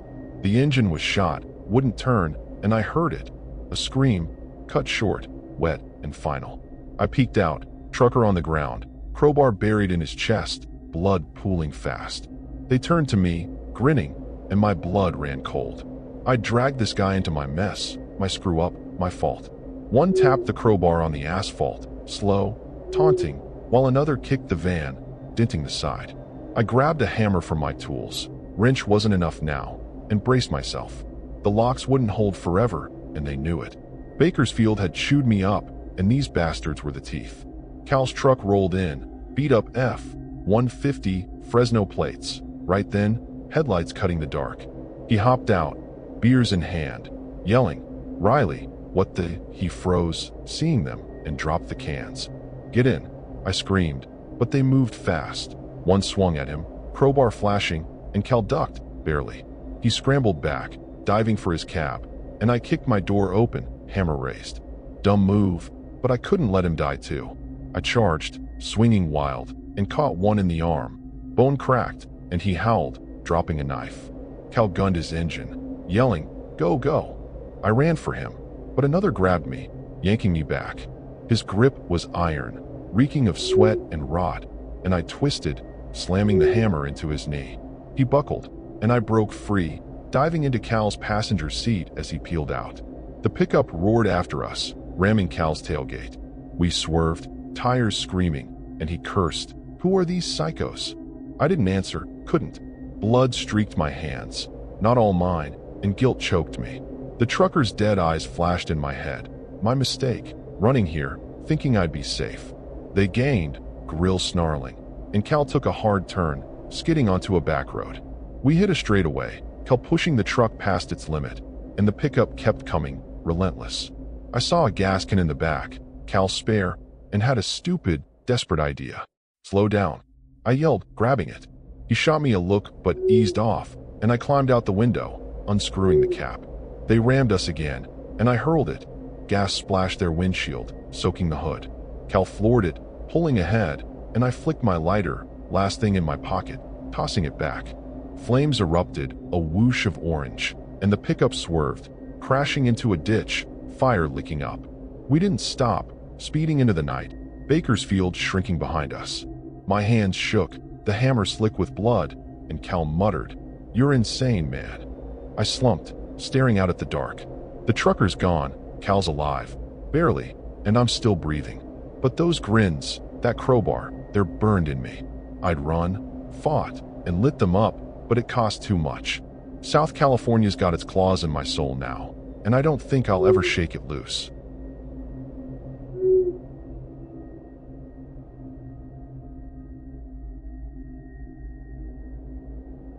My name is Marcus Harlow, 32 years old, and I call Seattle home, at least on paper. Truth is, home for me is wherever I park my converted 2010 Sprinter van. I've been living the nomadic lifestyle for nearly 3 years now, documenting my adventures on a moderately successful YouTube channel. The freedom is intoxicating, but nobody tells you about the darker moments of van life. The ones that leave you questioning every decision you've ever made. I was heading north for a change, wanting to capture some footage of the Canadian Rockies for my summer content. Calgary seemed like a good staging point. Big enough city to blend in, but close enough to the wilderness I was after. The border crossing went smoother than expected. The guard barely glanced at my meticulously organized van interior before waving me through with a bored expression. The early June weather was deceptively pleasant as I rolled into Calgary's outskirts.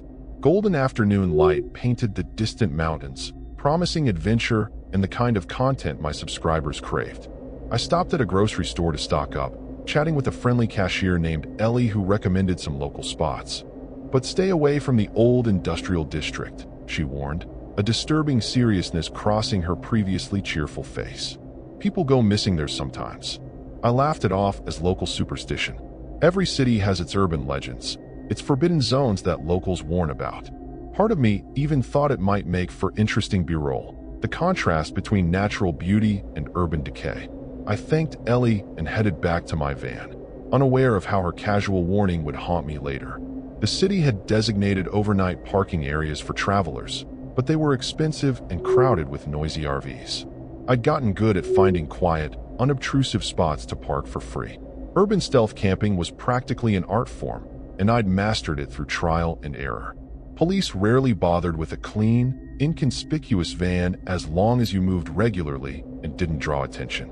As the sun began to set, I drove around scouting locations. The city lights blinked on one by one, creating that magical twilight atmosphere photographers call the blue hour.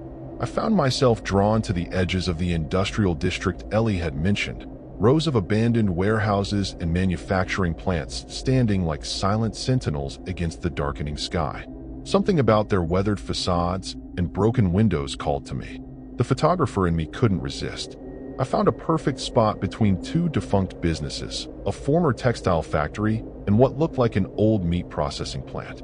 The small access road was hidden from the main thoroughfare, and thick overgrowth provided additional cover.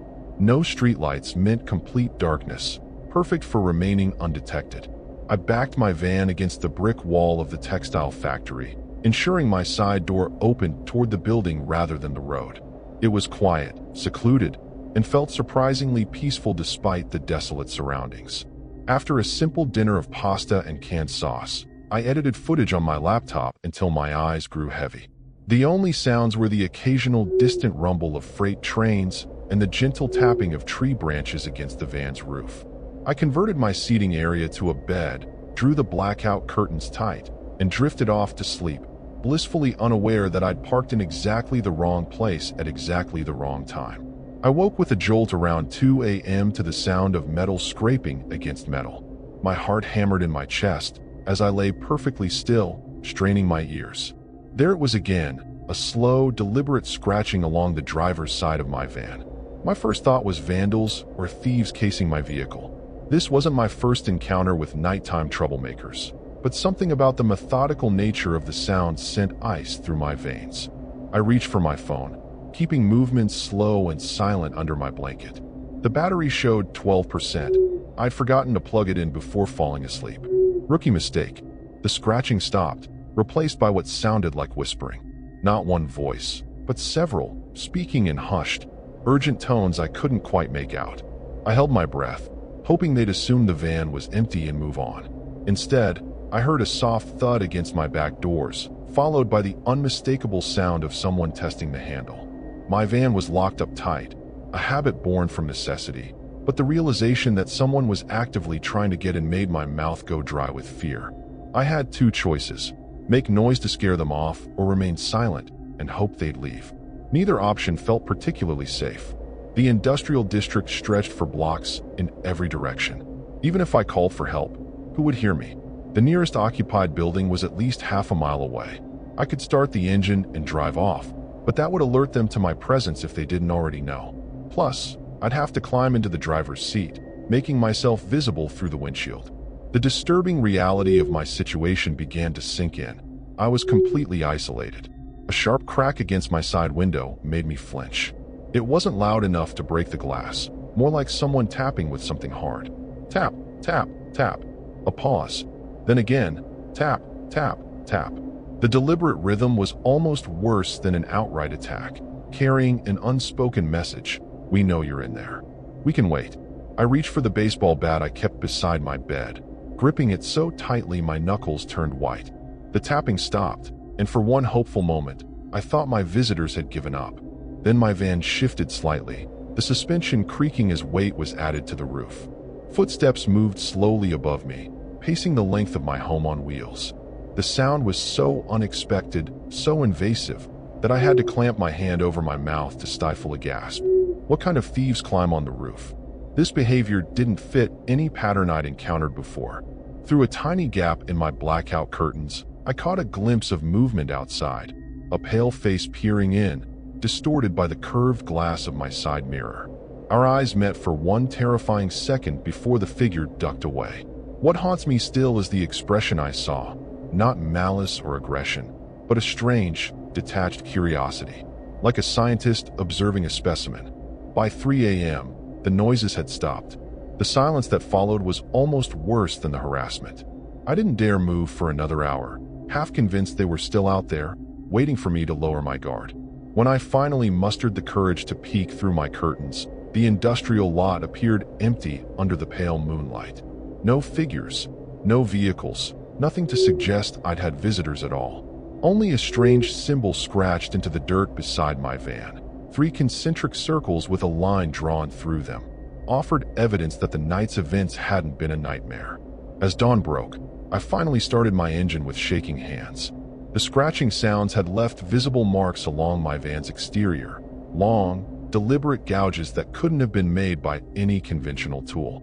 They formed no pattern I could discern, yet somehow didn't seem random either.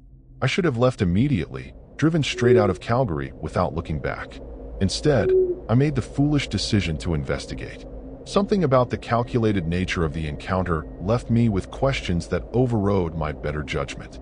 It's the kind of stupid choice people make in horror movies, the one that makes audiences groan. But curiosity has always been my downfall. I spent the morning driving aimlessly around Calgary, checking my mirrors constantly for any sign of being followed. The rational part of my brain tried to dismiss the previous night as local teens messing with an out-of-towner, but the gouges in my van's paint told a different story. Eventually, I parked at a busy coffee shop downtown, hoping the crowds would provide some safety while I researched the strange symbol I'd seen. After an hour hunched over my laptop, I found something disturbing. The symbol matched ritualistic markings associated with a local urban legend, something called the Collectors. According to forum posts from Calgary locals, they were supposedly a cult that operated in the abandoned industrial zone, targeting outsiders who ventured into their territory. Most accounts dismissed them as campfire stories meant to keep teenagers away from dangerous buildings, but a few posts described encounters with pale-faced figures and mentioned the three-circle marking. One post in particular sent chills down my spine. A woman named Sarah claimed her brother had disappeared 3 years ago after urban exploring in the same area where I'd parked. The police found his car with that exact symbol scratched into the hood. Her post ended abruptly with, "They don't want your possessions. They collect experiences. They feed on fear." The thread was locked shortly after, the account deleted. I told myself it was elaborate fiction, just another creepypasta, but my vandalized van suggested otherwise. My phone buzzed with a text from an unknown number. "You're parked in the wrong place again." My blood turned to ice.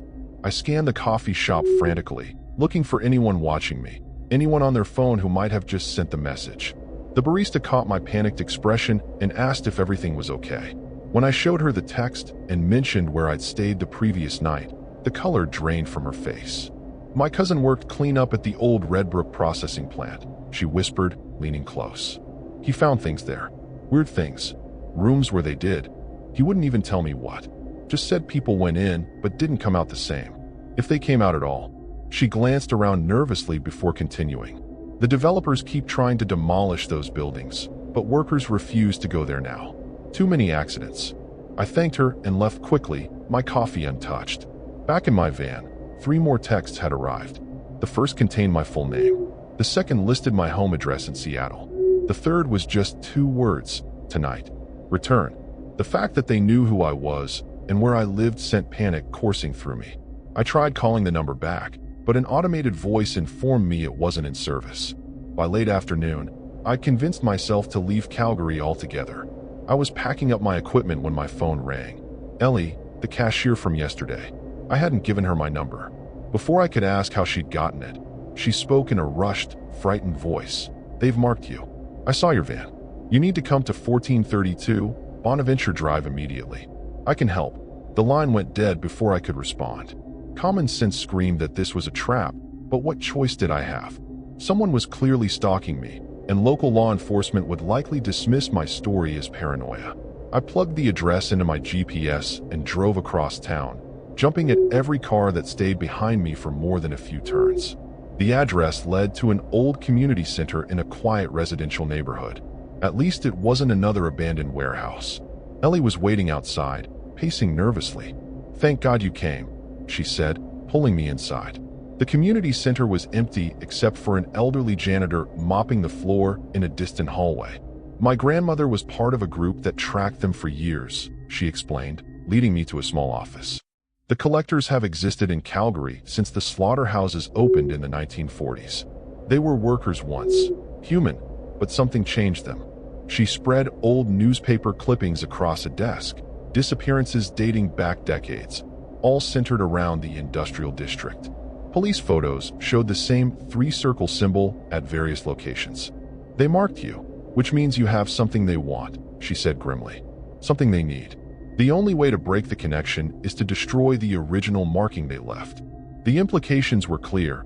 I would have to return to the place where I'd spent the previous night, the last place on Earth I wanted to go. Dusk fell as Ellie and I approached the industrial district in my van. The plan seemed simple enough. Find the symbol scratched in the dirt, destroy it completely, then get the hell out of Calgary. Ellie had brought salt, sage, and a small copper bowl for some kind of ritual she claimed would sever the connection. I remained skeptical but desperate enough to try anything. The area looked different in the fading light, more threatening somehow. Buildings that had seemed merely abandoned in daylight now loomed ominously, their broken windows like jagged teeth in decaying mouths. We parked a few blocks from my previous spot, planning to approach on foot for a quick escape if necessary. As I killed the engine, the absolute silence of the place pressed against my ears. No distant traffic, no birds, not even the wind made a sound. "They'll be watching for your van," Ellie whispered as we crept through the overgrown lots. "We need to be quick." I clutched my baseball bat while she carried a backpack with her ritual supplies. The route seemed longer on foot, each shadowy alley stretching endlessly before us. Twice we froze at sounds we couldn't identify. A metallic groan from inside a building, then what might have been footsteps crunching on broken glass somewhere behind us. When we finally reached the spot where I'd parked the previous night, my heart sank. The symbol was gone, the dirt disturbed as if deliberately smoothed over. "This is bad," Ellie muttered, dropping to her knees and digging through her backpack. "They're preparing for something. We need to make a protective circle." As she arranged her items, I scanned our surroundings, the hairs on my neck rising with the certainty that we were being observed. The first figure appeared silently at the corner of the textile factory, a tall, impossibly thin silhouette standing perfectly still. Then another emerged from behind a dumpster, and a third from inside a loading dock. Within minutes, we were surrounded by at least 7 figures, all maintaining the same distance, all watching with that same detached curiosity I'd glimpsed in the mirror. "Don't run," Ellie whispered fiercely. "They want you to run. That's how they feed." She worked faster, arranging salt in a circle around us while chanting something under her breath. The figures began a slow, synchronized approach, moving with an unnatural fluidity that made my skin crawl. As they drew closer, I could make out more details. Pale, almost translucent skin stretched over elongated features, eyes too large and too dark for human faces. One stepped into a patch of moonlight, and I bit back a scream. What I had taken for a person was something else entirely. Its limbs bent at impossible angles, joints protruding sharply beneath papery skin. Worse still was the face, features that approximated humanity, but missed in subtle, horrifying ways. The mouth stretched too wide, revealing teeth filed to points. It wore tattered clothing that might once have been a slaughterhouse uniform, now stained with substances I didn't want to identify. "The ritual isn't working," Ellie hissed, panic rising in her voice. "Something's wrong. They've changed the rules." The creatures were barely 10 yards away now, moving with that same terrible precision. I raised my bat, knowing it would be useless against so many. Then Ellie grabbed my arm, her fingers digging in painfully. "I'm sorry," she whispered. "I didn't know what else to do." The betrayal hit me like a physical blow as I saw her expression shift from fear to resignation. "They were going to take someone from town if they didn't get what they marked," she said, backing away from me. "Better an outsider than one of us." She stepped backward out of the salt circle, moving toward the creatures without fear. They parted to let her pass, never taking their eyes off me. Pure survival instinct took over. I bolted between 2 of the creatures, swinging my bat wildly to create space. One grabbed at my jacket, tearing the sleeve with surprising strength, but momentum carried me through. I sprinted through the maze of abandoned buildings, the sound of inhuman movement close behind. They didn't run as humans do.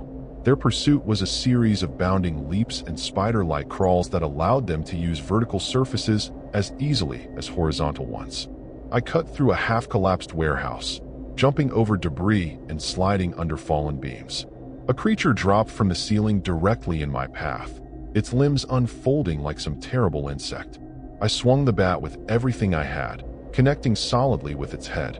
The impact sent shockwaves up my arms, but the thing barely staggered.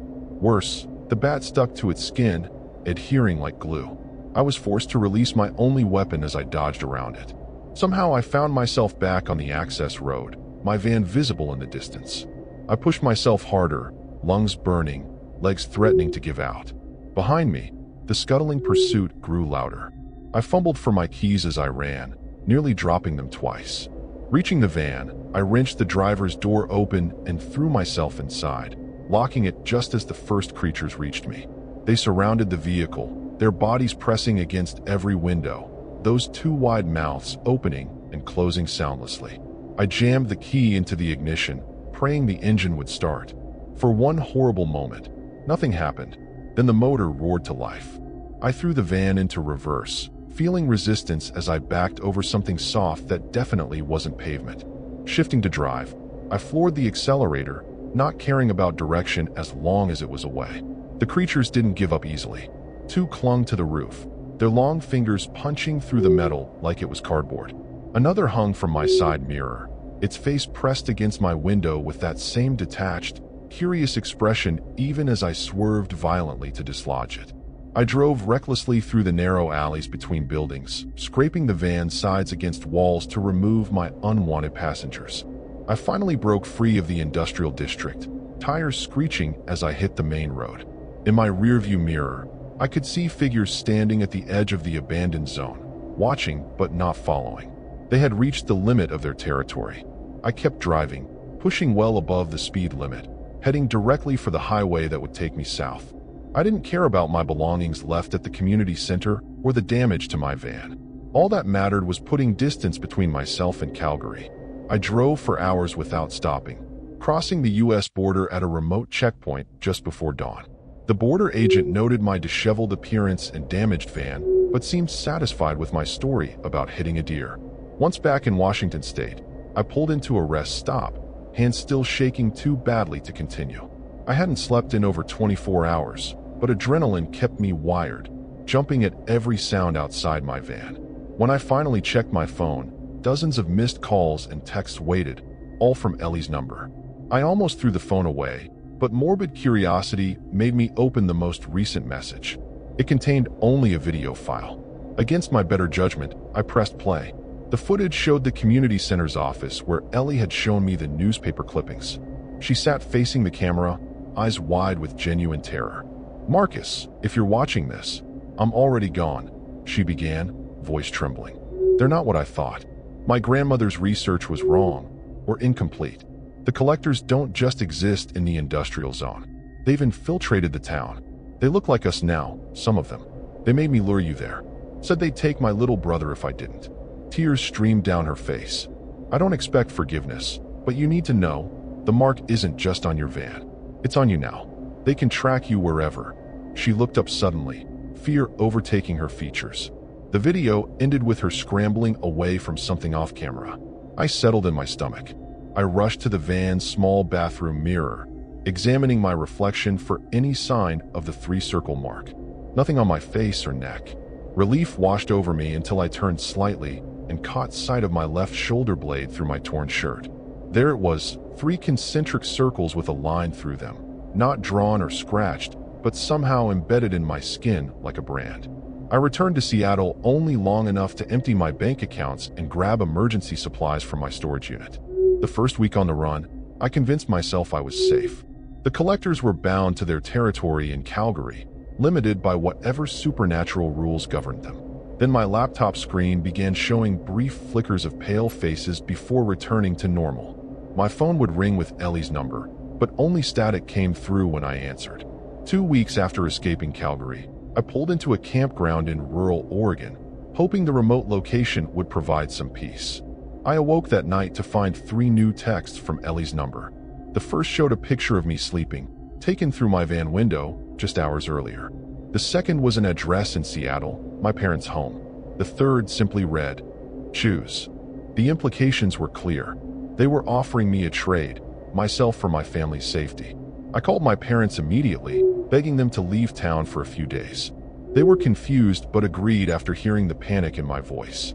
I turned my van around and headed north, back toward the nightmare I'd barely escaped. I'm recording this now from a motel just south of the Canadian border. Tomorrow I'll cross over and return to Calgary, to the industrial district where this all began. I've left copies of this account with friends, instructing them to make it public if I don't check in within 48 hours. Not that it will matter, no one will believe it.